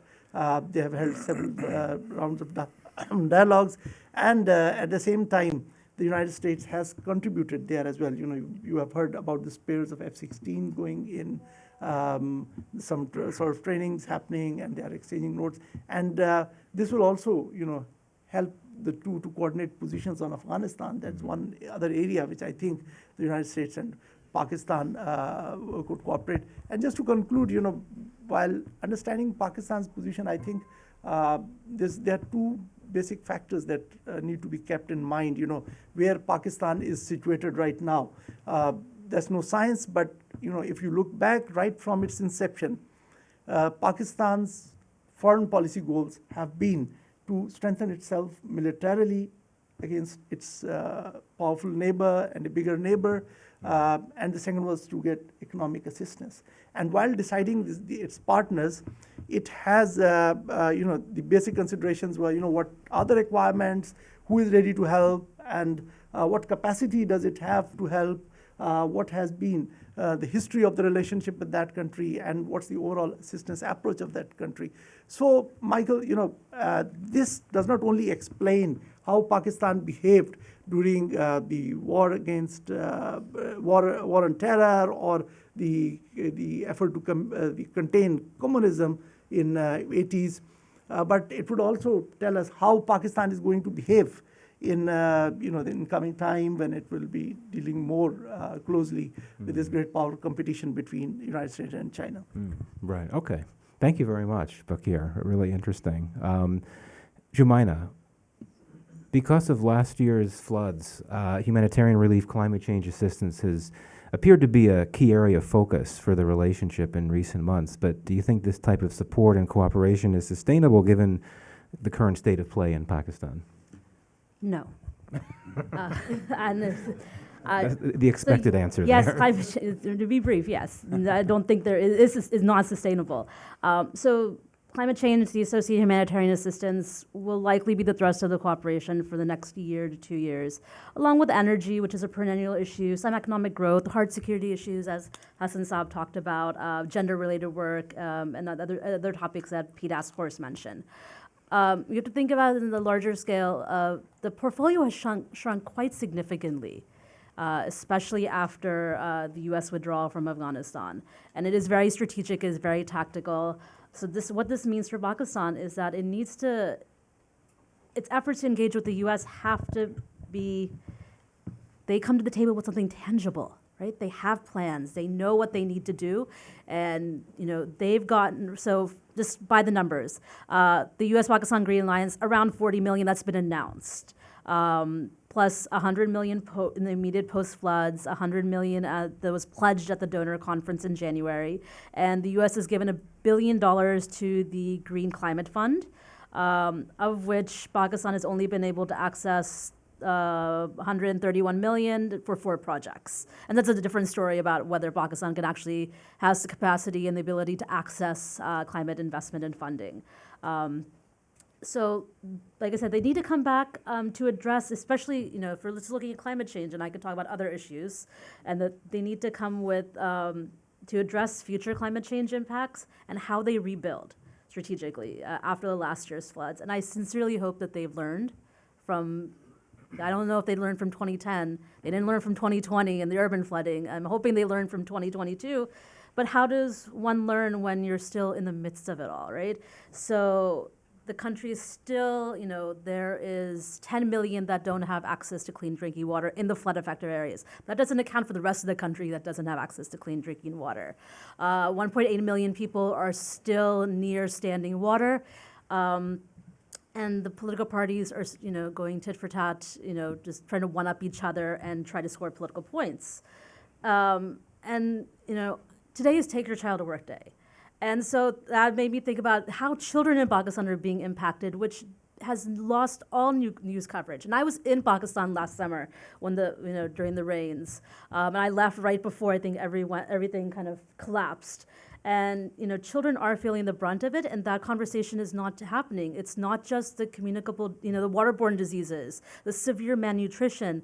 It's the ability for vaccine preventable diseases, so polio, measles. Those are things that are reemerging in Pakistan. Access to education, just general homelessness for these children. And these polycrisis, the political, the economic, overshadows any effort that actually is being done. The U.S. has done work. Ambassador Blum is out there. The political parties were out there in the aftermath of the floods raising money. But that's been all overshadowed by all of the political nightmare, really, that's been going on. And I agree with Pete Askhorst, the window is very narrow.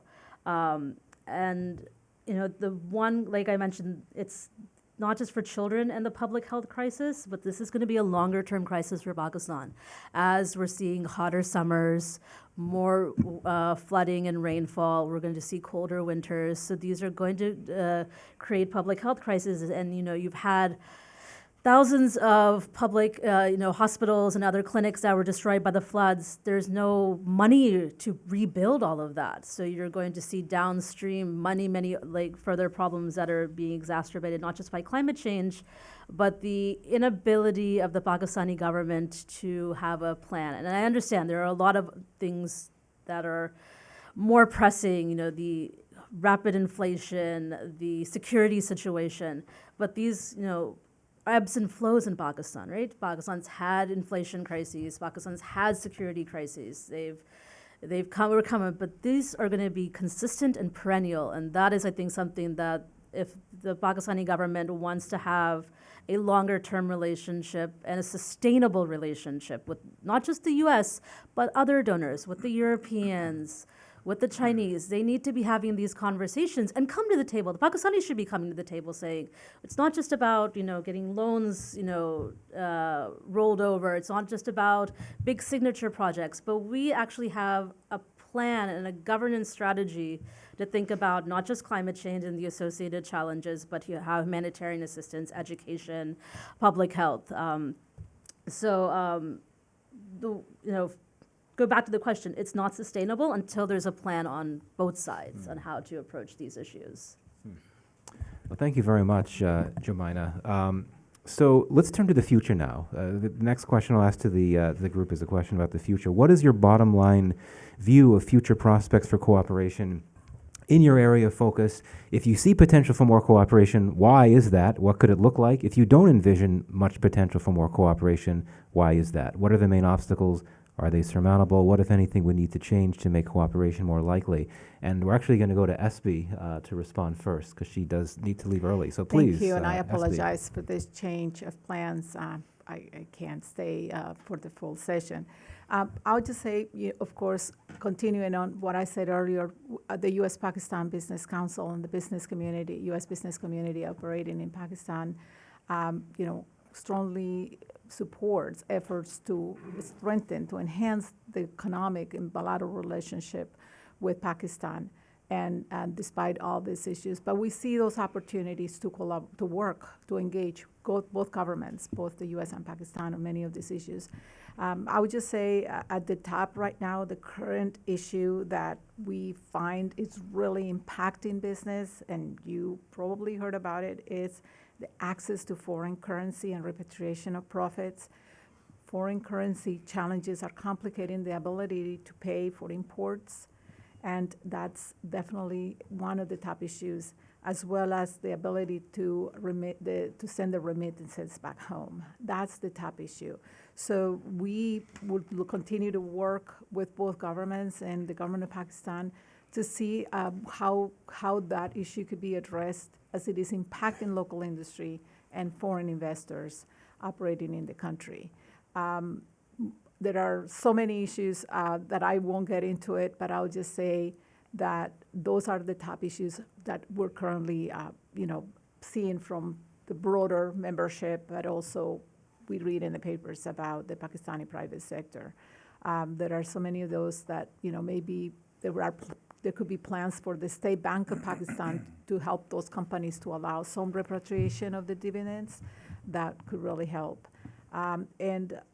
Intellectual property rights has always been an issue. We've seen some progress. We'd like to see more, of course. But at this moment, I think encouraging, transparency in policies and also engagement with the private sector to understand really what the business community is going through. I mean, we heard Kalsoon to talk about how thriving, and a few years back, we will see that there was so many opportunity in the digital space that has been impacted by the current economic and political situation. But there are also opportunities to grow it if the right policies are also in place. As she mentioned, there were lots of policies that helped develop that growth. And, when we at the council look at, cross-border data flows are very important for businesses operating in different countries. And the data localization issue that has come up with the Pakistan Data Protection Bill is definitely something we should be working to create, for Pakistan to create a system that allows cross-border data flows, which will definitely impact not just the ability of foreign companies that are operating, but also local industry. So those remain kind of top of the issues that we kind of follow and support. I mean, there is really no doubt that Pakistan needs to attract foreign direct investment, and those policies are critically needed. It is also important for Pakistan to increase exports. And so unless there is the right environment that attracts that investment and that it creates jobs and it strengthens the economy and increases exports, we're going to have the same situation over and over again. So there is an opportunity. I think my name is Hope, which means esperanza in Spanish. And I'm an eternal optimistic. I have had a long relationship with Pakistan. And I continue to see opportunities. I mean, I also want to kind of highlight that something that is missed a lot is that is the we're always focused on the numbers on investment, but those companies operating in Pakistan are doing a lot, and not just the business side, but also in the social space, whether it is in women empowerment and women training and all kinds of, I personally am on the executive committee of the US Pakistan Women's Council, and at least 7 or 8 of our companies are members of the Women's Council. They're doing a lot of different initiatives in terms of women empowerment, which is critically needed for the economy. And also, we also see companies like Google, for instance, that has equipped thousands of Pakistanis with free access to training courses and tools and products and programs that help people find jobs, advance their careers, and grow their businesses. They're actually launching, and I'm mentioning it because I'm very excited that they're launching a new Google Career Certificates, and they're going to be giving scholarships to thousands, and it's being launched on May 9th.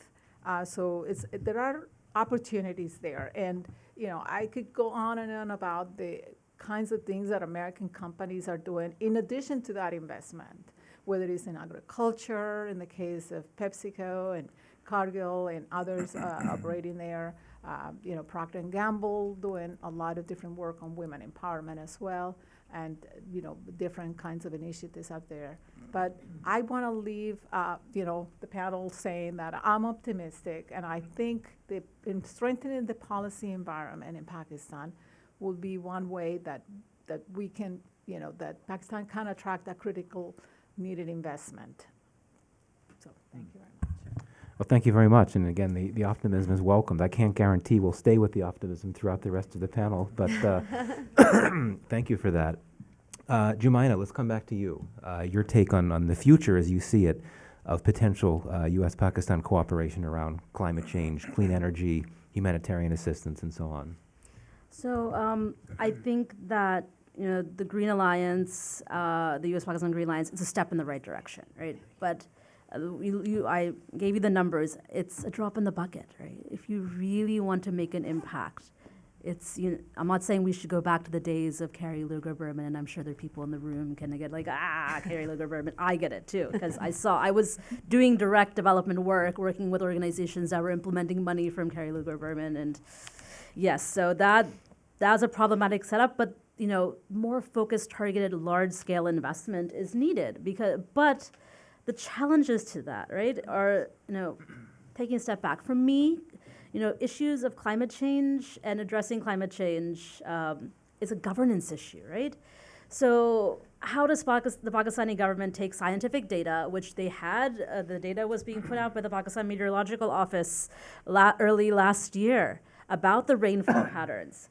How was that translated into planning for disasters, right? So, for example, in Sindh, the Sindh Provincial Disaster Management Authority only accounted for, in their plan, 70,000 tents when they needed millions and millions of tents. So they were vastly unprepared. There was already a heat wave, so what was the stock and supply of rehydration salts? So taking the science into account, and these are areas where the U.S. and others can provide technical assistance. It doesn't have to be in the form of aid dollars. This was also lacking not just in 2022, but also the urban flooding in Karachi, like I said. And both Ambassador Khan and PDAS Horse talked about education. And I think that there's an education component. So if the idea is to have a long-term commitment, there has to be cooperation on green tech, but there also has to be education and training on the other side. So not just in elite universities in Pakistan and the US, but working with government colleges in both countries, giving opportunities for Fulbrighters, not just to study humanities. I studied the humanities and social sciences, and I am a huge believer. But you should also have people study urban planning, study civil engineering with a focus on green engineering. And so these are the types of initiatives that are very tangible, and especially given the Biden administration, especially First Lady Biden wanting to focus on community colleges. This is a great opportunity for not everyone to have to come and do a Fulbright at a 4-year university. They find ways, carve out a pilot project to think about how you do more tangible technical training in community colleges in the U.S. and bring Pakistani students here, so they don't have to meet the admission threshold of a 4-year college or university, but they can come to community college, take skills, and go back. I agree, also with Ambassador Khan, and argued this in the aftermath of the flood, that, these are things that, these are easy wins. I had talked about Fulbright at the time, but as I've thought about it, like I said, this community college idea, I think it might be a very interesting pilot. But, implementation is also key, right? So whatever investments that the U.S. does, and the tangible plans that Pakistan comes up with projects, they don't just have to be sustainable, but they should be able to be monitored. Unfortunately, there's still elements of corruption when it comes to large-scale infrastructure projects. Look, many of us saw the viral video of the hotel that washed away in 2022. That was a hotel that washed away in 2010. It was rebuilt on the same land. Why was no one from the local government when this was being permitted, or whether was it permitted? Why was it allowed to be rebuilt? So the monitoring aspect of any investments from the U.S. needs to be put into place, and that's not just incumbent on the Pakistanis, but that's also incumbent on the American side too, to think about how we monitor the implementation of infrastructure projects, but also technical training. Because I've overseen supported technical training projects in 2009-10, and I've asked, hey, well, what happened to this gem faceting center? Nobody knows. So there are steps in the right directions. The U.S. and other donors have learned about how to monitor and do follow-up to make sure things are sustainable. But if the Pakistan is looking for not just investments directly from, government to government, but also looking to access international financing for climate change related work, they need to step up their game and make sure that this can be monitored and be transparent. Thank you very much, and I appreciate how you've expanded the scope to bring in some additional issues as well that are important: education, health, and so on. So Bakir, back to you. The ambassador before, I believe, had said that he believes that the U.S.-Pakistan relationship need not be impacted by U.S.-China competition. Your view of great power competition in the future and how it can impact U.S.-Pakistan relations? I'm not very hopeful that things would proceed smoothly on this count, although both Ambassadors Khan and Bidas were very optimistic about the future of the relationship. The problem in this relationship is that, you asked for future, but I'll again go back to the past. The relationship is often influenced, I'm talking about the Pakistan-US relationship, it is often influenced by extraneous factors rather than being built on the intrinsic value of this relationship. That is the reason why it keeps oscillating between two extremes. In good days, Pakistan would earn this certificate of, from the presidential certificate, I would say, of being the most allied ally. And when things don't go good, you'll often hear the worst things about Pakistan. And this frustration is shared there, shared in Pakistan as well, where I would recall the words of General Kiani, who had said that Pakistan is the most bullied ally, and then in the 90s we talked about being the most sanctioned ally. So that history will continue to inform us about how we are going to proceed further, because as long as we don't build on mutual convergences and this mutuality of interest and mutual respect, I would say, we cannot have sustainable cooperation. We are going to have these episodes of cooperation, confrontation, rivalry. And as far as this great power competition is concerned, Pakistan is still groping. Is trying to understand the intricacies and the complexities of this contest. I wouldn't blame Pakistan government to be too slow in understanding this contest, because I believe the United States and China still are on the learning curve. They are trying to understand how it's going to proceed further. But for Pakistan, there are a few realities. The United States partnership with India has thrown Pakistan into an environment where the strategic balance of the region, the balance of power in the region, is shifting to the disadvantage of Pakistan. And while Pakistan is the new pivot or the pivot in BRI, and that's one of the reasons why China is helping Pakistan both economically and militarily. Pakistan does not see or does not have a zero-sum view of these developments in its relations with China and wants to build a broad-based relationship with Washington. But unfortunately, in Washington, the view of this competition, I'm not saying about Pakistan, it's getting increasingly competitive and zero-sum.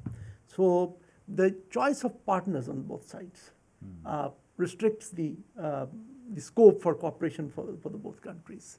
On one side, US is partnering with Pakistan's rival, India. That restricts Pakistan's options. And on the other side, Pakistan, I wouldn't say it has allied with China or it's in the Chinese camp, but because of its compulsions, the economic and the security, and it looks more closer to China, which is America's largest competitor in this, or the biggest competitor, or the biggest challenger that it is foreseeing in this great power competition. So, and again going back a little back, and at the time of that transition from war on terror to this great power competition, the United States didn't leave the region or didn't withdraw from the region with good memories of cooperation with Pakistan. There were high times in that partnership when Pakistan helped get down several Al-Qaeda leaders, and but still the United States went away with the impression that Pakistan, despite being ally, was on the backside working with its rival, and that undermined its efforts in Afghanistan, the efforts to stabilize Afghanistan. So that would all hurt the prestige of the United States, and that won't go away very easily, and that will continue to affect its impressions about Pakistan. And then comes this great power competition, which I've explained that in this the choice of the partners. But still, the permanent state, that the State Department or the Department of Defense, they realize the importance of Pakistan in the region, located at the crossroads of South, Central, and West Asia, having one of the 10 largest armies in the world and the 5th largest nuclear arsenal, located just next to Afghanistan that is yet to be stabilized. The residual terrorism threat is there, and then the persistent rivalry with the United States partner, and one of the strategic regional stability goals for the United States is that Pakistan's rivalry with India doesn't go out of hand. So there is always this scope for cooperation, but the bases have to be the correct. In this backdrop, Pakistan and United States are trying to frame a new sort of relationship, a relationship based on trade, climate change, food security, and health probably. And but I'm not very optimistic about that working out. As long as those strategic convergences are not found, on which this relationship could proceed, there is very little that the two countries can endeavor to do. And or as I said at the start, the extraneous factors continue to influence or the shape of this relationship, unless we get something else that brings them together or develops some sort of partial convergence in between these two partners. Interesting. Thank you for that, Bakir. So Kulsoom, back to you. The future of U.S.-Pakistan in the tech sector. Are there synergies between the two countries when it comes to the tech sectors? And in the future, how do you think that, how do you think Pakistan's tech policies and its tech environment could impact cooperation down the road? Yeah, so like SB, I'm optimistic. I feel like I've pegged my whole career on being optimistic about the future of this innovation space. So I think when it comes, just jumping off what SB said, I think the policy environment is really important in terms of when we think about as a point of potential cooperation, right? When in 2021, the Securities and Exchange Commission, SECP, Pakistan, as well as the State Bank, changed policies, we saw how much it unlocked for the innovation space in Pakistan, right? So we're very much aware that before that, the policy environment acted as a ceiling for the tech and innovation space. When things changed, that actually unlocked a lot of potential. So I think continuing to push for those policy changes is really important. So I won't go too far into that because SB already touched on it. But I do think what's important, and I know that there's a panel on diaspora right after this, which I think is great. I think that's actually one of the most important pieces here, right? So how many people in this room actually know about any startup in Pakistan? Any founders, any entrepreneurs? Okay, we have like 2 people. So there's a lot of diaspora in this room. Do your homework. There's so much amazing stuff happening in Pakistan right now. So many incredible founders that are building in these spaces, right? To the point of what Jemina was saying about climate change, right? Things that are happening there. We're an investor in Easy Bike, which is building electric vehicle scooters right now in Pakistan, which is actually servicing as gas prices have gone up in Pakistan, but also from a climate change perspective, EV scooters can actually service players like Pandamart, like Thuraz, that are these, from a logistics perspective, and actually give those riders EV scooters, right? There's a huge opportunity there in the market. Every single problem in this market represents an opportunity, and there's incredible founders right now that are building.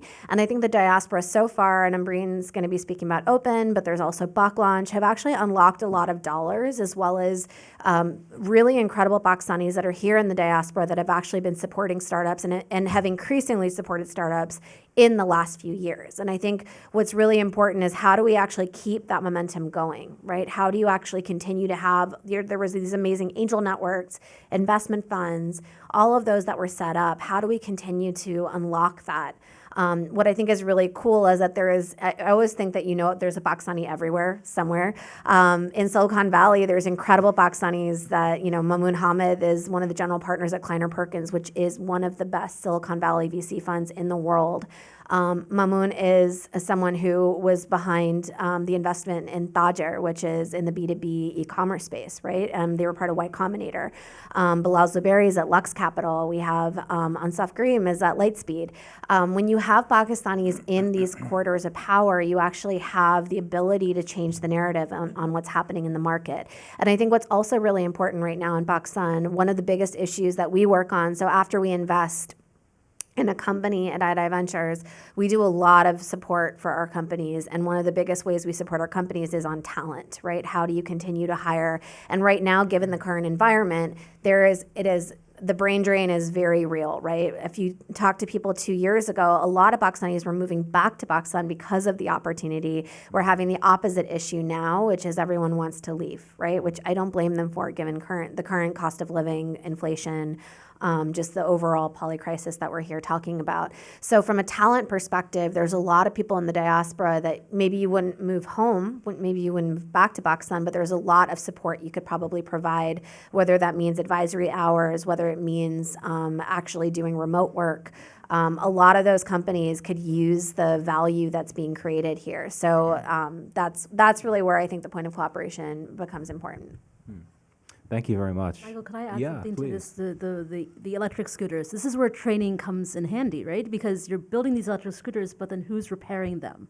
Yeah, they're Then it could be expensive. And the EV car, the EV cars, in training, technicians and auto mechanics, giving them some guidance on how to service these cars. Again, an easy win, probably very low cost for any donor, or even a diaspora, or a VC to invest in as well. So these are kind of where the education and the tech and cooperation can come and merge. But also our policy is important, right? So if you have, from an import perspective, you need to curate policies that are really amenable for EV, because obviously you're importing parts that are coming from places like China. So there's so much to unpack here, but I think that the opportunity is massive. Absolutely. Thank you for that. Hassan, we come back to you. You come back to what we started with, the security and situation in terrorism. What's your view on the future of U.S.-Pakistan security cooperation, specifically the issue of possibilities for U.S.-Pakistan cooperation on Afghanistan-Pakistan border security? Thank you very much. Very inspiring to hear all these presentations. And I must start by saying, if, for instance, if I have the $100 and I'm sitting in DC investing in Pakistan in terms of collaboration, cooperation, I'll give $45 out of that to Kulsum, $45 to Jumaina, keep $10 for security only. And honestly, because these are the most important things for relationship building, for stabilizing Pakistan. Pakistan has enough money in the security sector. It's an issue of investing in the right place, and it is an issue of how Pakistan I'll be totally candid, how Pakistan detaches itself from this consistent pattern of committing blunders in security arena. Also missing CVE policy. So it's very hard for, if I'm sitting in US wearing my American as in hat, to really think of trust building on this side. We know what happened recently. Tehreek-e-Taliban Pakistan became powerful again because somebody sitting in Pakistan, Islamabad, decided the Pakistani intelligence, and this has been recognized by Pakistani NSC recently in a public statement. Somebody decided we'll bring back these hundreds of thousands of people and resettle them. And they are the ones who are directly involved. So who has to look inside to reassess Pakistan? And so if from the US side, if somebody will try to totally impact on strategic direction and thinking, it's hard. So that's why I would recommend on the security side, small but solid steps. For instance, and we receive Pakistan Army officers in our National Defense University in various academies. I love that. We teach them. It's always great. I want that to continue. But how many Pakistani police officers come to FBI Academy or any other academy? Zero. Zero. So that collaboration, linking this with my initial point, it has to be long-term investment in relationships for intelligence sharing, for collaboration, for trainings. Next week, actually, we are doing in Oman a major seminar on human trafficking. Pakistani officers are coming. It was hard to convince Pakistan that please, for a change, send somebody from Federal Investigation Agency. So those kind of things, small steps, broadening the relationship in security sector, will help. That will be the same on the border security. That might be too ambitious. The reason being, on Taliban side, they will look at it a different way. US had invested significantly in tribal areas in FATA then and now, of course, part of the mainstream Pakistan. That Pakistan had put up the wires, fenced those areas. There were significant improvements Pakistan made, some with US help, some without it. So I'll stop with this final point on there is a lot of scope. Don't try to have convergence of big ideas on security. That's unfortunately not going to happen. Small steps, broaden the support base, do the training. If I borrow any one word from what Ryan had so articulately mentioned, technical training for police, prosecutors, human trafficking records, and that's little bit is happening. We need to invest in that more. Thank you. Thank you very much, Hassan. So let's go to questions. If any of you have questions, and if it's all right with everyone here, we'll group them together to take as many as we can, both here and online. Okay, so we'll start with Marvin, gentleman. Yeah, second person from the end. Yeah, thanks. Thank you. Marvin Weinbaum, the Middle East Institute. How does the seemingly endemic, intensifying political instability in Pakistan impacting the various sectors that we're talking about? Thank you. That's a good question. Okay, next we'll go to the gentleman right over here. First of all, hats off to you all. You have tremendous energy. I don't know where you come up with this. Secondly, even though we discussed the tech sector, the trade, security, China relations, entrepreneurship, etc., all this, for past 75 years, U.S. taxpayers' money has been pouring into Pakistan. starting in 1947 when U.S. gave Pakistan $10 million up until recently, after 75 years. U.S. taxpayers' money went to Pakistan in the amount of close to $200 million in the form of aid. Has U.S. Invested any of this money or plan to invest any of the money in developing towards the establishment of democracy in Pakistan, towards the rule of law in Pakistan, and for better political stability in Pakistan, so all these sectors can flourish the way they are supposed to be? Thank you. Thanks. We could take one more question. All the way in the back there, second row from the end, the gentleman third from the end. Thank you. Hi, Muhammad Ali. Thank you. I write for the Express Tribune. So 2 questions. One for Mr. Bakir. So given that US aid has been extremely political in nature, how do you think Chinese aid and this fear of predatory aid is different? And do you think the fear that things like dual-use Gwadar, giving an airport to China, are those issues that that are of concern within the country? And secondly, just for Jumaina, very quickly, given 70 years of technocratic aid and M&E, what kind of monitoring and evaluation do you think is now needed and has been missing all this time? Thank you. Some good questions. There's a question about how security could impact developments on all these sectors we've discussed. A question about has the U.S. invested in developing democracy? I may have an answer for that. And also a question of what's been missing through all these investments. Anyone want to start? I'm happy to take the last please. part, the Let's monitoring and direct it to you. evaluation. I think for me, there is data, right? So in the last 10, 15 years, USAID has made efforts to and set up something called PAC-Info. And then INL, International Narcotics and Law Enforcement, for State Department, they have set up these databases for, for the implementing partners to put in all the data. But that's not accessible to academics. That's not accessible to practitioners. So it's all, my understanding, it's all sensitive but unclassified. And so I think what the step in the right direction, the next step would be for that to be available to doctoral candidates and postdocs to talk about understanding how aid has been implemented over the last 75 years in Pakistan, even just taking the last 25 years, and what has worked, what hasn't, based on that data, and then developing strategies, not just for tactical investments by the US and other donors, but then how to monitor and evaluate and to learn and understand the impact, and then feed that back in into the program development cycle. But I leave it to other. I have also thoughts and responses on democracy and also how the polycrisis is impacting. I'll say this on the multiple crisis, the political crisis impacting climate. After I was there, I left Pakistan right after August 14th. So I think I left the 15th or 16th. And by that point in time, people had really stopped even talking about the floods and the rainfall. And a month later, the Pakistani news is on in my house all the time. And so no one was talking about it.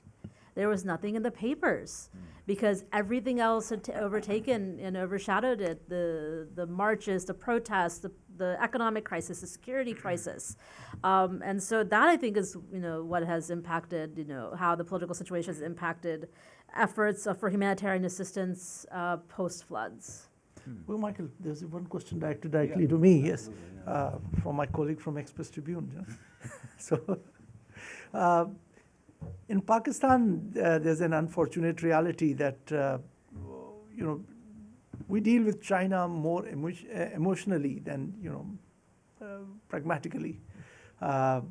Whatsoever comes from China, whether it's assistance or military cooperation, and that's how China's image has been built over years, from starting with that border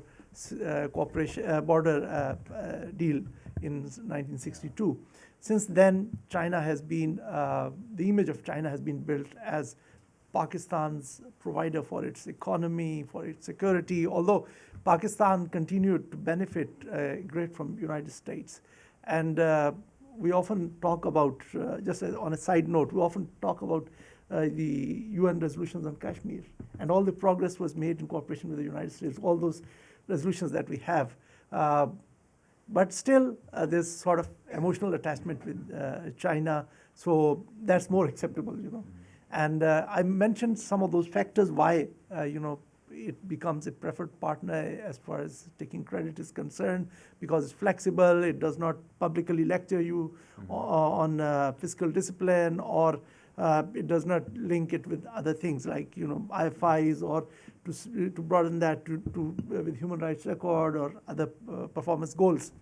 And regarding your second question about this Gwadar, I think this is a bigger debate outside Pakistan and not in Pakistan, because the West is rightly worried about the possibility of China getting a naval base in Gwadar, or because then that would put Chinese Navy at the mouth of the Arab Gulf. But in Pakistan, that isn't an issue. Probably Pakistanis didn't even object to when Shamsi base was established, except for a few protests from the religious right wing. So unless, you know, that 2011 thing happened and Shamsi base was closed down. So that is not part of the debate inside Pakistan. Pakistanis right now are more preoccupied with more of these current problems like the economic crisis, the security crisis, the growing toxicity in politics, societal polarization. These are the crises that are dominating the Pakistani mind right now.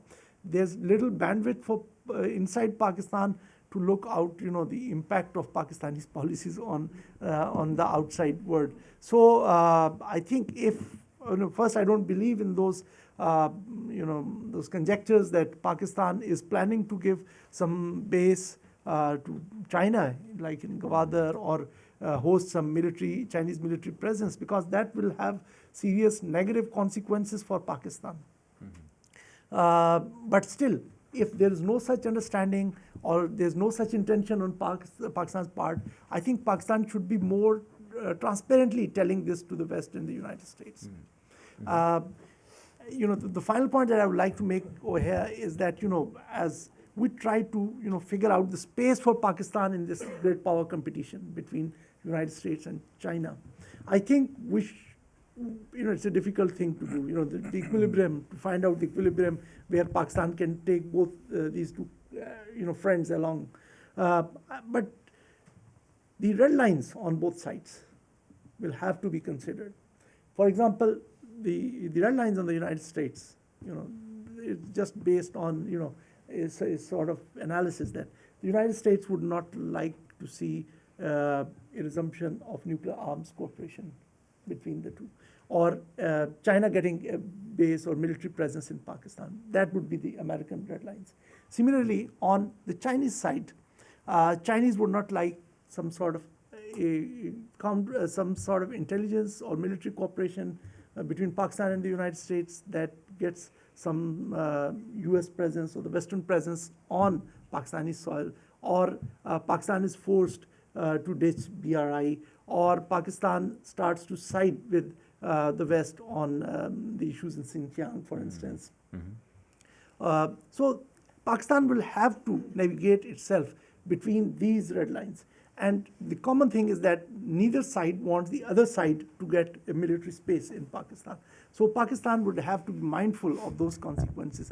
And if it has to maintain its good relations with both sides, I think that is one no-go area for Pakistan, to either host the Chinese or to host the, you know, the Western forces in Pakistan. So for maintaining its strategic autonomy.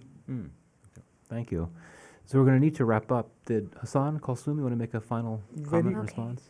Go ahead. Yeah. Very quickly on, I think, very important question from Professor Weinbaum, our mentor and guru to so many of the Pakistan experts in this room, on issue of democratic consolidation. And I think that's extremely important to put it in more simple words. I mean, currently, if you're sitting in any Western capital and you're thinking of a collaboration or a sustainable policy, you would like to wait and see whether Imran Khan comes back into power. And what will Imran Khan say during his political campaign? And what he will say in the political campaign, how will that impact public policy? and whether this constitutional crisis and this democratic crisis that Pakistan is going through. I know of an Urdu idiom which says "Oont kis karvat baithega." I don't know what is the best how to translate that, which direction things will go. So these are very big questions. And from the outside world, I think one lesson, if there's a one-liner lesson, is that when democracy is weakened, then from outside players and those interested in Pakistan then develop relationships with one institution or the other. And if you go on the institution like CIA and ISI, let me put it the most complicated relationship, or the military to military relationships, these are very important, but if those become stronger to the extent that the democratic leadership has no decision making in that realm, then it is a death knell for democracy. So that's why the relationship from a democratic country anywhere, from Paris to London to United States, it should always go through the political leadership in a country. That's the least we can do to strengthen democracy in Pakistan. Agreed. Thank you. Kulsoom. Oh, What? sorry, did you want to, were you going to say something? Oh, I mean, we were almost done. But yeah, I mean, I think I was just saying I agreed with what you were saying. But no, the only thing that I'll say is that, from a policy perspective, I mean, it's kind of obvious, right? I think when anything becomes politicized, especially when it comes to the tech and innovation space, whoever comes into power next immediately wants to dismantle it. And I think with any policy, it should be strategic and not something that's short term. And I think from a tech innovation standpoint, we had a lot of momentum going with the last government, with people that were in positions of power at these regulatory bodies, right? And I think what's really important is how you actually strengthen the institutions behind the personalities leading it so that it continues after, not just with whoever's in power. But I think that's, beating a dead horse, everyone knows that, but I think that's definitely a point of frustration. Well, thank you very much. The goal of this session was to conduct a think tank version of speed dating, where we highlight a few key areas of the U.S.-Pakistan relationship very briefly. Many of them are very complex, so there's so much more to get into. But I thought this was a terrific discussion. It was very candid. I appreciate it. I apologize again that we're running late. We're still working on that. But if you could join me in a round of applause for this group of panelists, it was terrific. So please, we're going to break for 5 minutes, and then we're going to get everyone back in here to resume the second session. So thank you. No, he was here. I just had a baby, so he... Hello, ladies and gentlemen. My name is Ghaznfar Hashmi, and I would be moderating this session. This session is important in a sense that we are focusing on the diaspora perspective regarding Pakistan-USA relationship, and we will explore the possibilities and the opportunities, and also how the diaspora can help build the relationship. So there is a disconnect between the official relationship and the public perception in Pakistan. So public perception is all that the Pakistan-America relationship is transactional, is not strategic. And there is another thing, very important thing, that the public perception is negative. So regarding towards America. So I used to think on this issue that America provides assistance in the areas of economy, defense, health, education, and different other sectors, and also in the emergencies. But in response, the perception is not good. Public has the negative image. And another worrisome factor is that the America does not doing much to improve this image. So this is another question. So we will try to address all these questions in this session. And I have my book also. Maybe it's I may be doing marketing my book also. So this is A Nation Imprisoned in Myths. So let me introduce my distinguished panelists today. My first, on my right side, is Ambreen Mirza. Ambreen Mirza is currently the president Open Global. She is business advisor and entrepreneur and served on the faculty boards at Tisch College and the Entrepreneur Center. She has been teaching business ethics, corporate citizenship, and entrepreneurship courses at undergraduate and graduate levels. She graduated from Tufts University and holds MIPP from School of Advanced International Studies at Johns Hopkins University. Welcome. Thank you. My next guest is Mr. Tariq Khan. Mr. Tariq Khan is also known as Rick Khan. In terms of his career, Rick is the part of the US Senior Executive Service. He was the first Pakistani American to receive that appointment 18 years ago. Energy is not just his experience and expertise, but his passion as well. He has served in various leadership positions in different US government agencies, including US Air Force, US Congress, Department of State, and Department of Energy. He served as President of Association of Pakistani Scientists and Engineers of North America and held various leadership positions, including Pakistan Forum and PSE. Thank you very much, sir, for coming. My next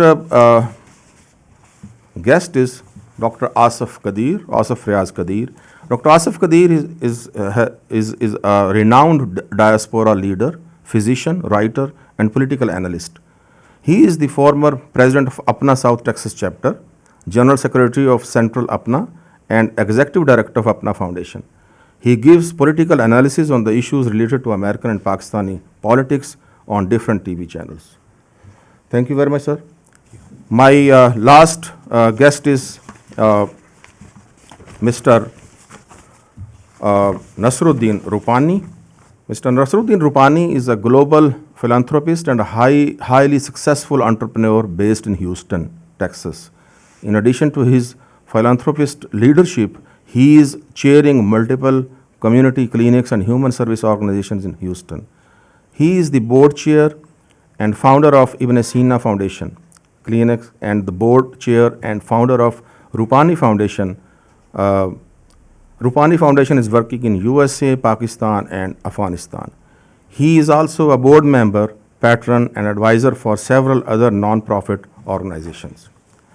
So this is my panel, and my first question is to Mr. Tariq Khan.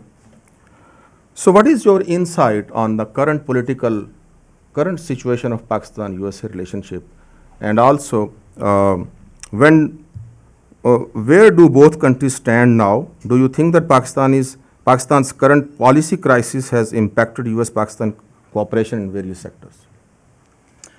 Thank you, Muzaffar. Good morning and assalamu alaikum, everybody. I'm delighted to be a part of this distinguished panel.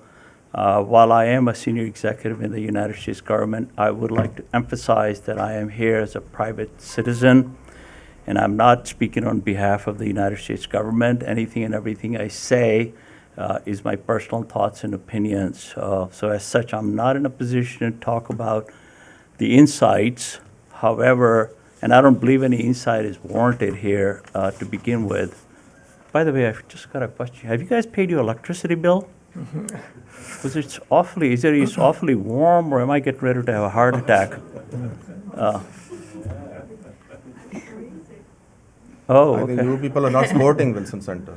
Okay, so anyhow, I'm not. So I think the insight is. I'll probably, as I talk through things, I may talk about some of the things that I know very little. The fundamentals are very similar, and my comments will be based on those fundamentals. That's all I can say. If I insult your intelligence because I'm talking about fundamentals, I apologize in advance.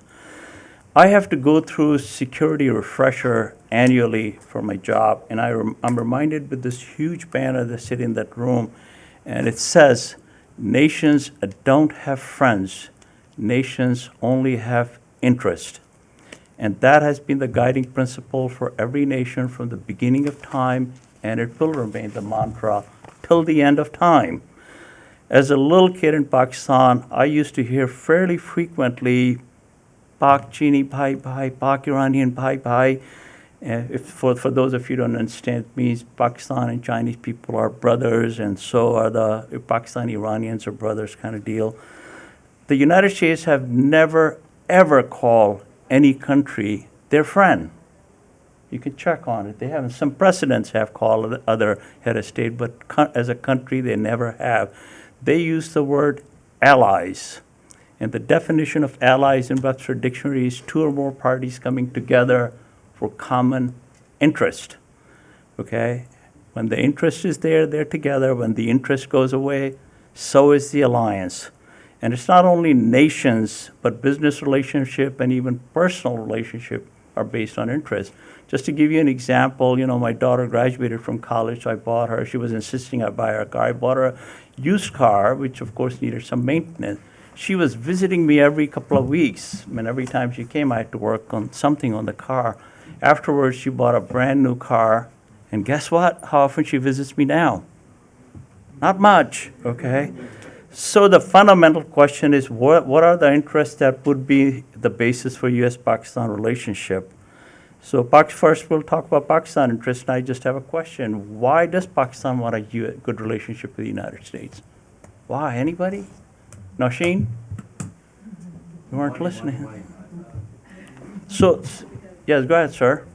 Pakistan needs transfer of technology. United States is actually the leader of the Western civilization, and not only the Western civilization, for all practical purposes, the United States is in fact the motor engine of the world global civilization. So Pakistan cannot really advance without having an effective, meaningful relationship with the United States. It's simply not possible. There you go. So you should be sitting here, not me. Why don't you join us as a panelist? So I guess he stated it very well, that U.S. is the biggest guy on the block economically, militarily, technologically, every which way. So we can safely assume that Pakistan has interests with the United States, many of them. And I believe that's why we're sitting here. The question is still, what are those specific interests? Have we really defined them? Other than just financial help. That's all I hear about in 30 years with the United States or financial assistance, this money, that money type stuff. But we haven't really defined our ultimate strategic interest. And the word here is strategic interest, okay? And that's what, if I were to offer you some insight, that's commonly get discussed in the United States government, different department. Like, what is the United States, Pakistan looking for from us? Oh, just money, military help kind of deal. Is that it kind of deal? So the bigger question then is that what are the U.S. interests in and with Pakistan? Well, we all know from the history it's mostly strategic and military. First, it was the Soviet era back in the 50s and 60s. Then in the 70s, Soviet occupied Afghanistan, and then Afghan war. Well, that came to an end also. And after that, so what is our United States interest? People see United States, no, come on, nobody owes anybody anything. Back during Clinton administration, when the U.S. started backing out of Pakistan, there were a lot of complaints by a lot of journalists. They used to ask questions.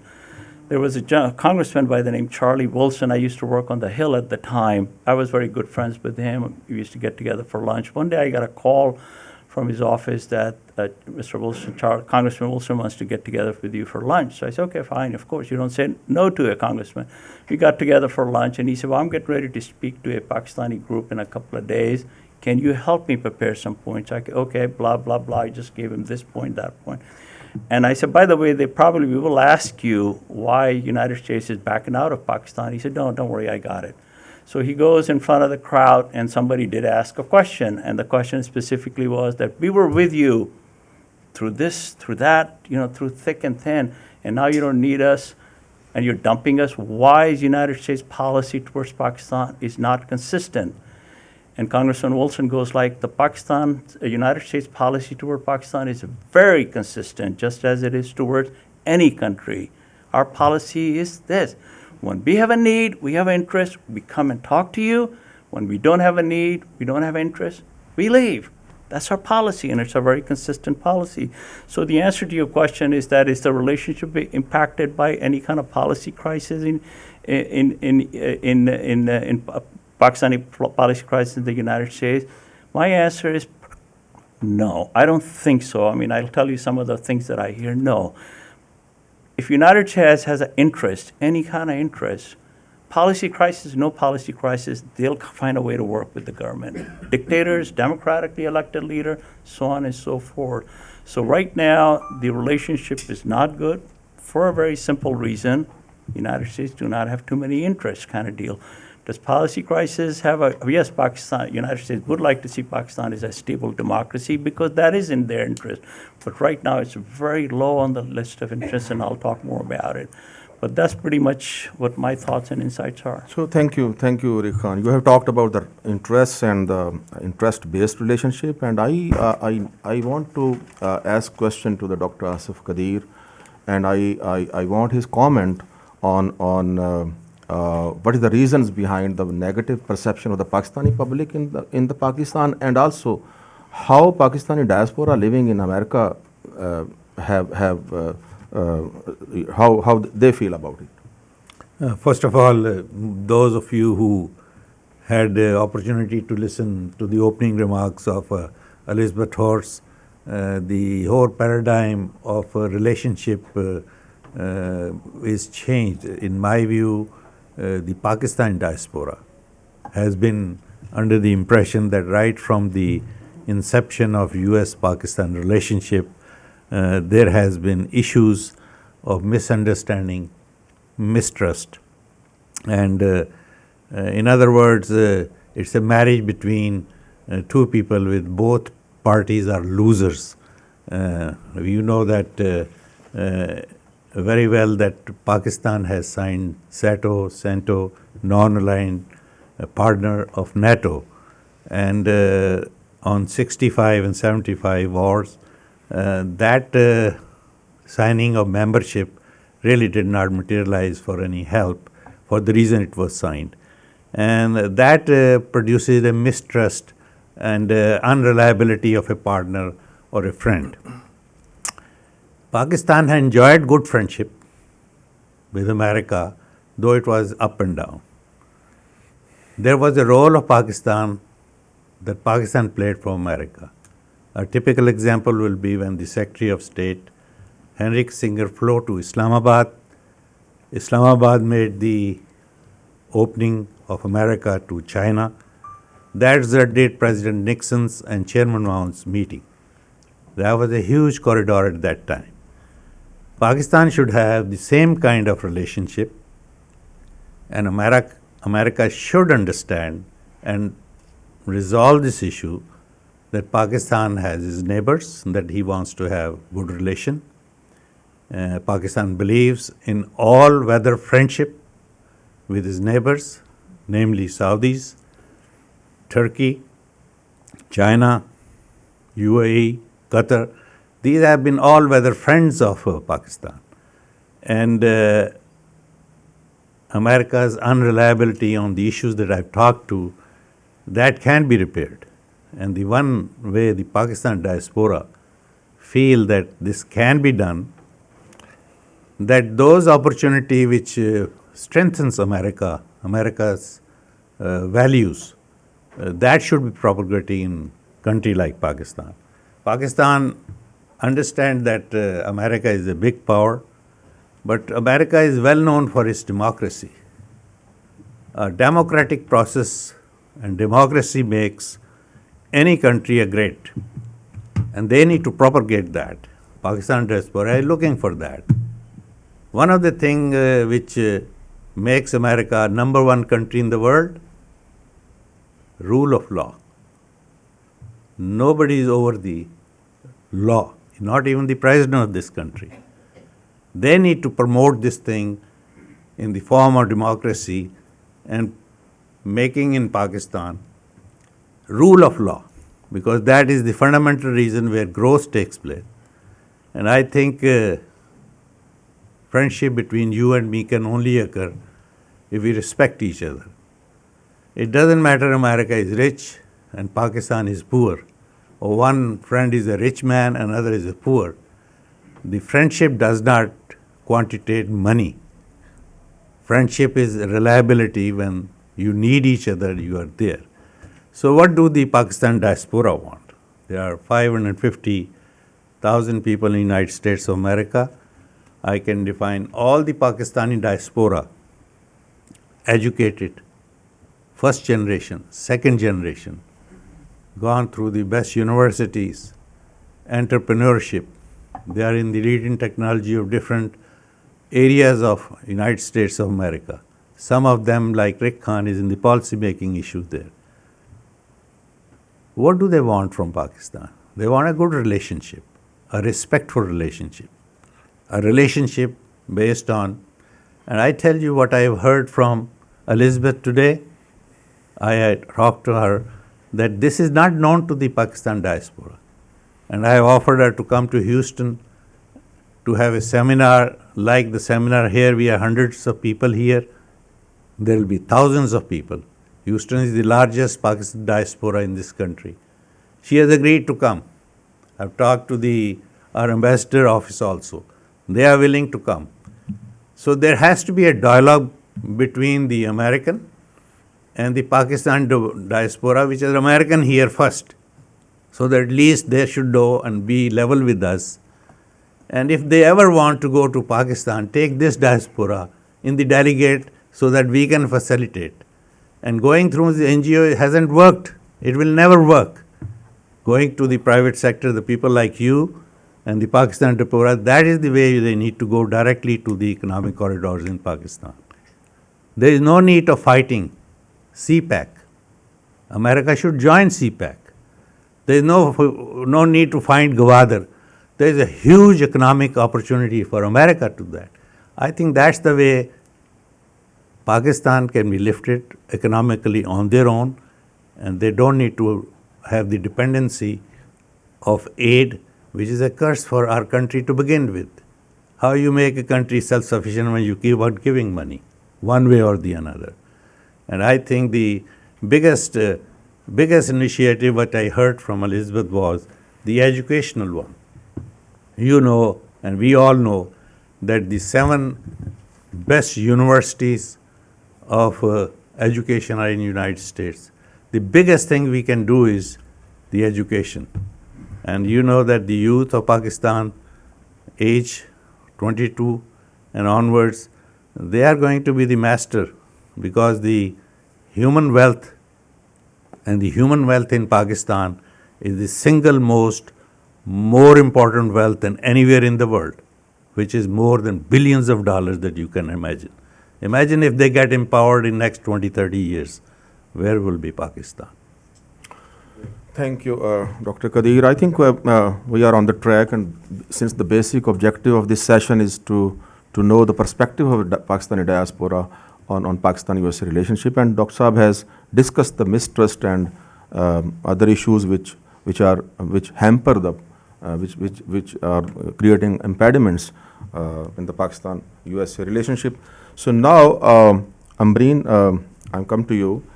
What are those some achievable small wins that can boost this trust and goodwill between the two countries? Well, I think there's a lot of opportunities for some small wins, and I think we've kind of touched upon some of those throughout the day. But, you know, I really think that we could be harnessing the power of the diaspora more in foreign policy. So I think that we have so many role models within our communities. You asked this question about, we've all brought up the fact that Pakistanis do not know all the good that the U.S. does, but I don't know if they also know all the good that the Pakistani diaspora does, or if the U.S. knows, if the average American necessarily knows what the Pakistani diaspora does. So I think one thing is that we have been very bad at telling our own story, whether we are Americans or whether we are Pakistanis or whether we're Pakistani Americans. We need to have a lot more information sharing, a lot more data sharing. Kulsoom brought up a lot about the successful entrepreneurs that have been coming out of Pakistan, but I think we can talk more also about the entrepreneurs that are here in the U.S. that are employers, people who have made it to the very highest rungs of corporate America, whether it's the Fred Hussins of the world or Fahim Siddiqui, who's the Executive Vice President, Chief Information Officer of Home Depot. So we are now in, Fortune 500 companies and in the and in government. And I think when you talk about the fair weather and the all-weather friends, I think the American diaspora has a very unique story that could be used to actually bring both countries closer. If we're if our successes are championed, whether it's not just as entrepreneurs, but change makers, and now in the music industry, right? We have a Grammy Award winner. We've got superheroes now with Miss Marvel, and we have so many dynamic Pakistanis. I think we've talked a little bit about the delegations, and Open has done quite, you see a lot of Open Eyes constantly traveling to Pakistan, but I think as a student of public policy, I think one of the most effective policies was the different Gulf governments inviting Americans over to their country, and I think we need to have much more exchange. As the Ambassador Masood Khan said earlier, the people-to-people exchange is not a small win, it's a big win. Because I think when people actually meet, you see people get closer together. And same thing with, we talk about investment in Pakistan, but I think, as Hassan Abbas had said, that there is no shortage of money in security, for example. And we know that it's not just financial investment, but building of skills, hiring people. So I think that's a pretty big win too. That majority of Pakistan's under the age of 30, and what we're doing is we try to have mentorship initiatives, and we're offering some virtual classes too. But there's certainly a huge need to build skills, to build talent, to build a workforce, to be employers in both countries, right? Certainly. So, thank you for your insight. Mr. Rupani, you are involved in community service and also community organizations like Rupani Foundation, which is doing a lot in health and education, not only in USA but also in Pakistan. So what Pakistani diaspora can do to strengthen the role of civil society in Pakistan? Thank you, Muzaffar, for giving this opportunity. And this is what the reason I really wanted to be on the panel to really share my thoughts here. That I, as a Pakistani living in the United States for almost 40 years, and I believe in civil society organizations from very early. And I have a couple of foundations. One is called Rupani Foundation, and one is Ibn Sina Foundation. The Ibn Sina Foundation has been serving in the United States for almost over two decades. And Rupani Foundation is also serving around the world now in 4 countries. And this is what I believe in. The civil society has a role to play. And I believe, like when you say people to people, this is a platform where we can work together. Like, I bring in best practices from Pakistan here, and I take best practices from here to Pakistan. So we are bringing, again, goods to each other. Like, our program in Pakistan was very successful on early childhood. So I brought that early childhood program now to US, and we are very successful. We just got, let's say $6 million grants from US federal government to expand that program here in US. So there is a need of, I think, bringing best practices together. So I believe in civil society, and now I believe that our diaspora here in US, Pakistan diaspora in US, can really play a very good role in taking our best practices to Pakistan. So I think we can learn from each other, and I believe in civil society. And that's the reason I'm really spending pretty much all my commitment in my life here to build on it. So Ibn Sina Foundation today is one of the largest service provider in Houston and Harris County. And inshallah, we are planning to build, we have launched already our first medical university in Houston.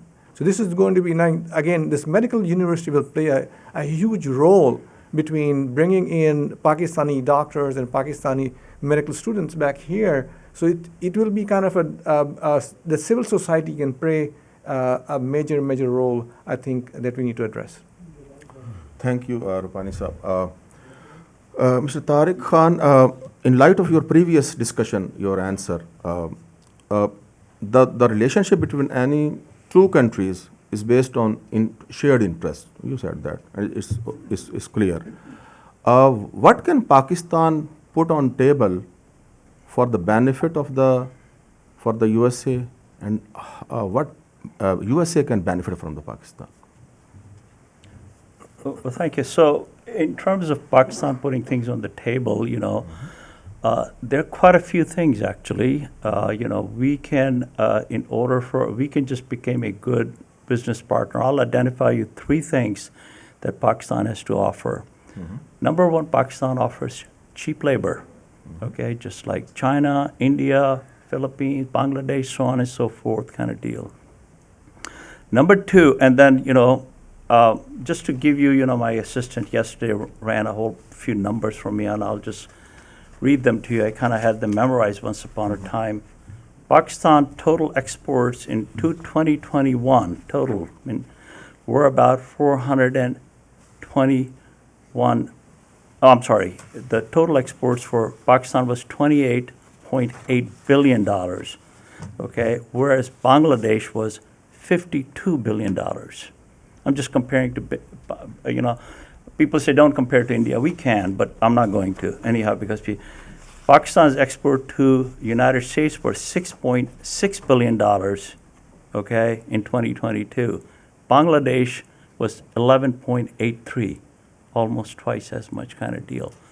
So what gives here? What is missing here? Obviously, when it comes to investment, and I'll talk a little bit more about it, but Pakistan, I hear about every time a new administration government comes to Pakistan. Pakistan is doing, finance minister, they used to come to our department, whichever agency I was, I ended up meeting with them one way or the other. Oh, we're doing good. These are the numbers and everything. But look at these numbers, okay? Not just for the United States, the total numbers kind of deal. So, we need to, the U.S. investment, I personally try to make investment in the energy arena. And there were some bad experiences. I'll get into the detail later. But the second thing that Pakistan has to offer is tourism, all right? Not too many people realize, but tourism represents a big part of a lot of countries' GDP. And again, thank you to Terry. She put all these numbers together for me. Pakistan had, in 2020, Pakistan's tourism revenue was $765 million, okay? Compare to India, which was $13.413 billion. All right? Now, my big question is, what does India has to offer that Pakistan doesn't? Okay, India has got Kashmir. We have got Nanga Parbat right next to it. Okay, Lake Safal Malu. If anybody, I have sent a lot of my friends there for skiing, and they come back and they say they have not seen anything like that even in Switzerland. Okay? Agreed, yeah. So tourism is one of the things, We don't have field marshals.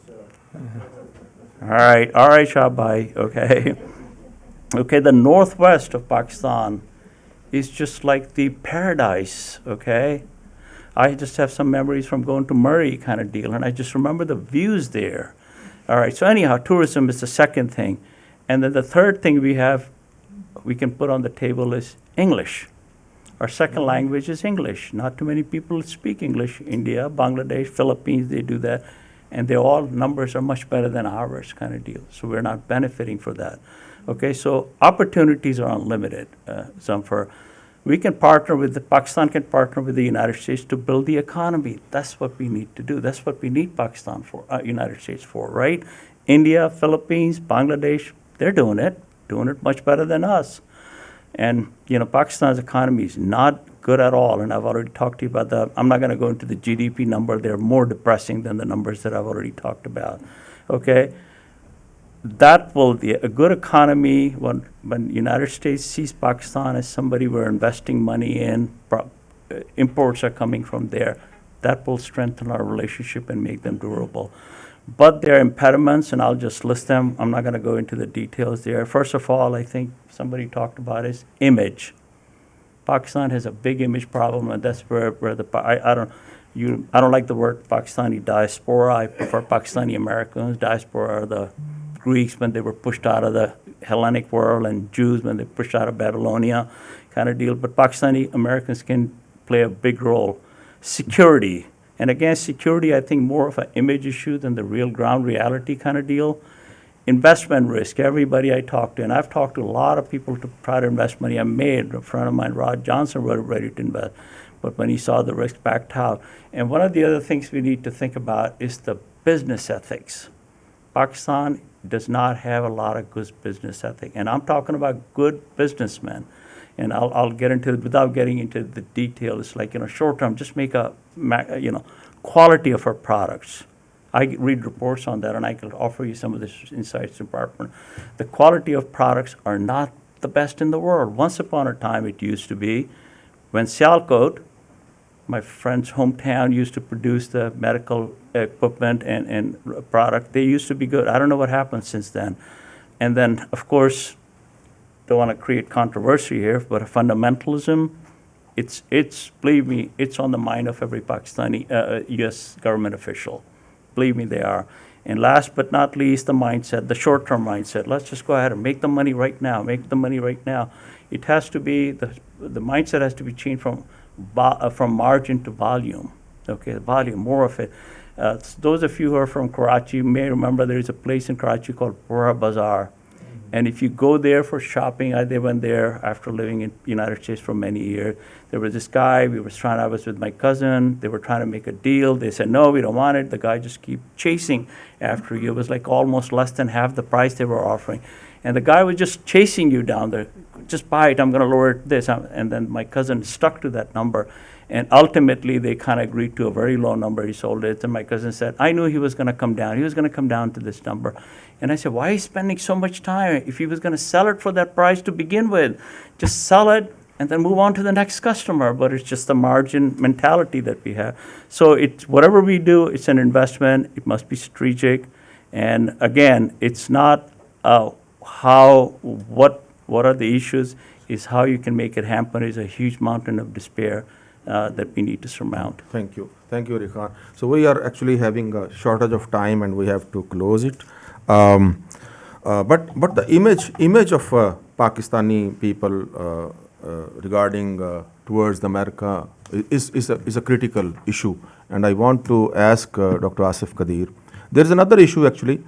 I want to ask him that there is one of the traits of Pakistani diaspora is that they are divided. They don't have any unity. So is this division, Dr. Saab, is this division helpful in building Pakistan-USA relationship, or is it big time, impediment? I think your question is very broad. Wherever we live in all family system, we in our all fashions are, sometimes we don't agree with our wives, with our children. Wherever there are human society, there are different views. We need to learn how to respect those views, evaluate their views and our views, and find a common ground. The perception in Pakistanis or Pakistan diaspora is a misunderstanding of each other. If you sit and do dialogue, those fears can be reduced.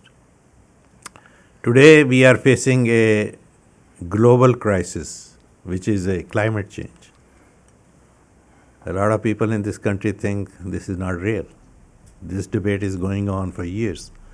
But we all know global warming is a real thing. If you take only Pakistan, 7 tallest peaks in the whole world are in Pakistan. They are all loaded with glaciers. They are melting down. Now, who is responsible for that? We all know carbon emission and where it is coming from. The industrialized nations, Europe, North America. Are we really going to ask them that they have responsibility of doing this? What's happening in floods in Pakistan? The answer is yes. 8 months ago, there have been floods in Pakistan. Water is still standing there. It has nowhere to go. And again, the season of further this glacier mounting is coming. So it is the importance in the mind, whether we agree or not, there are universal norms at which we agree. Those people who inflict injury, they should also be responsible to repair that. Pakistan needs that kind of economic aid, and that can change the perception of different people. I don't think there is a controversy on this issue, whether you believe in this thing or that thing, when it comes to that major issues. But when we play sports, for us is death and life when we are playing with India. It's not the same with England. Although we are against playing each sides, we are rallying our own country. It's good to have controversy. It is good to have dialogue in controversy. But it's not good to have madness and rigidness in this conversation. And I think whether it's a religious thoughts or it's a non-religious thoughts, we all have our, norms, how we grew up with each other. We are all the children of God. We are all brothers and sisters. Why can't we remain like that with each other? And this center, Wilson Center, is based on cooperation of nations. And cooperation of nation is because of friendship with each other. And of course, our Rick Khan has said that nations have their interests. But don't we have interest of being friendly with each other? Don't we have interest that America, that is the land of prosperity, who believes in this kind of democracy and democratic process, that it should be the beacon of democracy in the world? Are we not fighting the Cold War on that? Have we forgotten our decency that we stand for all over? That has nothing to do. It brings out to same thing of relationship. And relationship are based on respect. I pretty much understand that a rich partner, when tries to help another country, they do in education. America is already doing it, they should do more. They can do in agriculture, because agriculture, the water conservation. There is no water in different countries, they need to help that. Giving a better, good quality seeds for the crops to be better. Health sector, which I am a physician, I know, the biggest thing American can do their diplomacy is that in telehealth. Telehealth is that when you have a center in which you can talk to a person through it. We do in the United States during pandemic. We did massively in pandemic here. Now, United States have a program already through the embassy that they fund and they use local doctors. Now we know that America has the technology of drone technology that they can, sitting here, they can precisely do everything wherever they want to do in the world. Why can't we have a mega telemedicine center here and use the Pakistani diaspora physicians who are free after 6 p.m. to 10 p.m. to give the best knowledge that they have to Pakistan to win the hearts and minds of giving the best health care. Dr. Saab, I want to tell my audience one thing about you, that Dr. Saab is also involved in a program or initiative of the Apna organization, that is the Doctors Without Borders. So Dr. Saab, we move forward. I tell you one simple, I'm talking of early 80s, a group of doctors went to Pakistan in the northern part. It started raining. And we took a refuge in a small, shaded, place. And there was an old man who was a barber. He had his wooden box that he used to sit under a tree doing all kind of his barber shop, and he said that I can't do this thing because it's raining. If I had a small, shed like that, I didn't have to shut down my shop.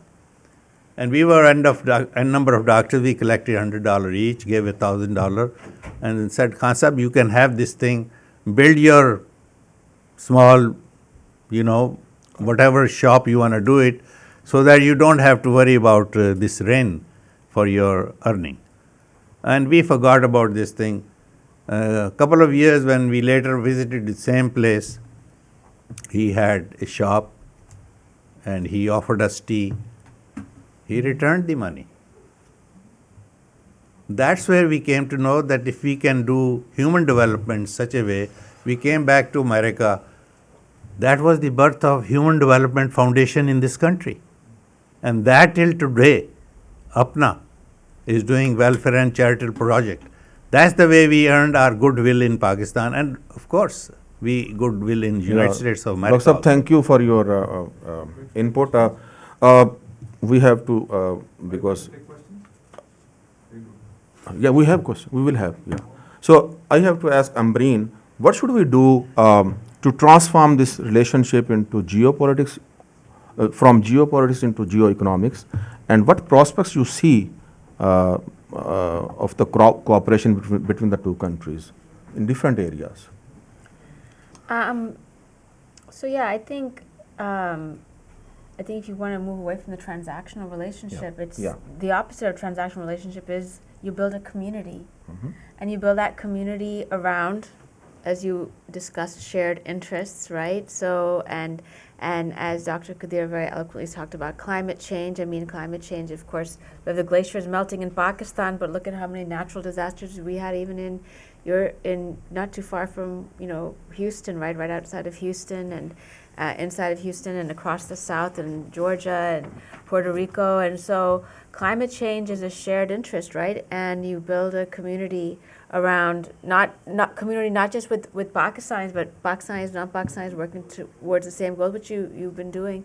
But not just climate change, but education. We all want to have more educated youth. We all want to be thinking about, America's going into recession. Pakistan has that currency depreciation. We all want to see a stronger economies wherever we live. So I think investing locally as well as internationally are very important. So I think, I think we build communities. Okay, thank you. Mr. Rupani, I have a question for you, but actually this is related to Dr. Mohit Pirzada, but he will maybe he will have some reflection on that after that. So do you think that the role of media in Pakistan that is helpful in fostering the ties between the people to people and building relationship? Thank you for asking this question. This is a very important question. I think our local Pakistani media and the international media has a lot to, talk positive about Pakistan.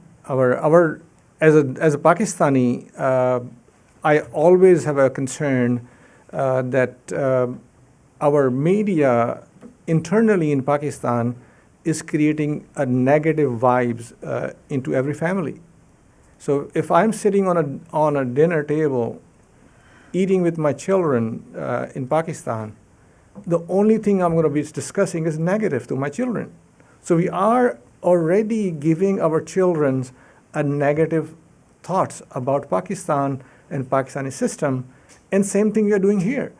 Any gathering you go, sit and talk, I have not seen a single Pakistani American talking good about Pakistan or Pakistani system. I think this is what the biggest challenge that I see that we have is that we need to start talking positive about Pakistan. I go to Pakistan, pretty much several times a year. It's a beautiful country, but that has not been shared with the world. Like, Amreen said it, that our technology has I would say our youth has done so many things we never talk about. Our Pakistanis who are working in federal government, we never talk about. We have so many good things to talk about our Pakistanis who are here serving American. I was just talking to someone last week. We have 780 health providers just in Dallas. Imagine we have the largest Pakistani diaspora, Pakistani Americans who are serving in the United States, but we never talk about them. We need to, even ourselves, we need to take a challenge, and we need to, when we are sitting around our friends, when we are in a gathering, we need to make sure we stop our friends and family to talk against Pakistan. We must take that action, and unless we take the challenge and we stop them talking about against Pakistan, this is never going to change. So if we can change, then the international, they are listening to our Pakistani media. So they will pick up those things and they talk bad about. So I feel really, I would request media, local media, international media, to really look at Pakistan in a positive, and please speak positive about Pakistan. Thank you. So thank you very much. We can take a couple of questions. So Dr. Saab? Thank you. This is Dr. Mohit Pizala. I'm a television anchor and a columnist in Pakistan. My question is to Dr. Asaf Kadir, Nasruddin Rubani. I think I'm loud enough anyway. I hope I'm heard. So, Amreen and Rick Khan are coming from the policy perspective. And I see Asaf Kadir and Nasruddin Rubani as representative of the Pakistani diaspora, in the sense that, you are prominent citizens over here and you have a foundation as well. Now, Rick started by saying something very provocative, very painful. It says that the United States has looked upon the rest of the world as allies, not necessarily as friends. I mean, it's pretty clear. And he says that even the thinking and the mentality within the U.S. Domestic life is pretty much as to what you get from the other side. Now, when we look from Pakistan's point of view towards the United States is the global leader of Western civilization and of the world. So there are 180 countries across the world that actually compete for getting United States interest, notice, and attention and affection, right? I mean, every country in the world can benefit if United States is interested in investing and opening itself in that country. So what can Pakistan put on the table? So this question becomes specific to both of you, to Nasruddin Rubani and Asaf Kadir, that what can Pakistani diaspora do to create some sort of attractiveness in Pakistan? Now, one point, I mean, the question would remain incomplete if I don't ask that thing, that traditionally we all know it has been done to death by saying in think tanks that United States from 50s and 60s and 70s and 50s and 60s basically saw Pakistan as part of the anti-communist containment alliance against Soviet Union and the communist Russia, China. And then in 80s and then subsequently after 9/11, it saw Pakistan as an ally for the situation in Afghanistan. But now it basically sees India, which is Pakistan's existential enemy, as an ally to contain the rising China, which is very intelligent, because India is the only country, if developed, can successfully contain the rise of the China because of the size of the Indian economy. So what can you guys do then? Thank you. I think one of the major things which we can do as a Pakistani diaspora to convince the policymaker that Pakistan needs friends, not masters. But that's a you concept. Yukon said, but that he said it right, because we need friendship. We don't need master, because we know for sure that carrot and stick policy for the army has not worked. 231 million people in Pakistan. Pakistan army is less than 1 million, active and the reserve. Alienation of 230 million people. Carrot and stick policy is not a right policy. That we need to convince here a Pakistan diaspora to the policymaker that they need to have a civilian dialogue. They need to promote the rule of law, democracy and democratic process for which we believe here, that's why we are here, the greatest nation on the earth, that they need to promote also that and support that. And I think that's where we, the Pakistan diaspora, can make a game changer mind in there, that that's the right way to do it. You all know that working through all these NGOs, that has even not worked. And this is the time that the Pakistani diaspora directly says then work directly with the people of Pakistan. And why people of Pakistan? Because the YouTube has given the voice of democracy in Pakistan.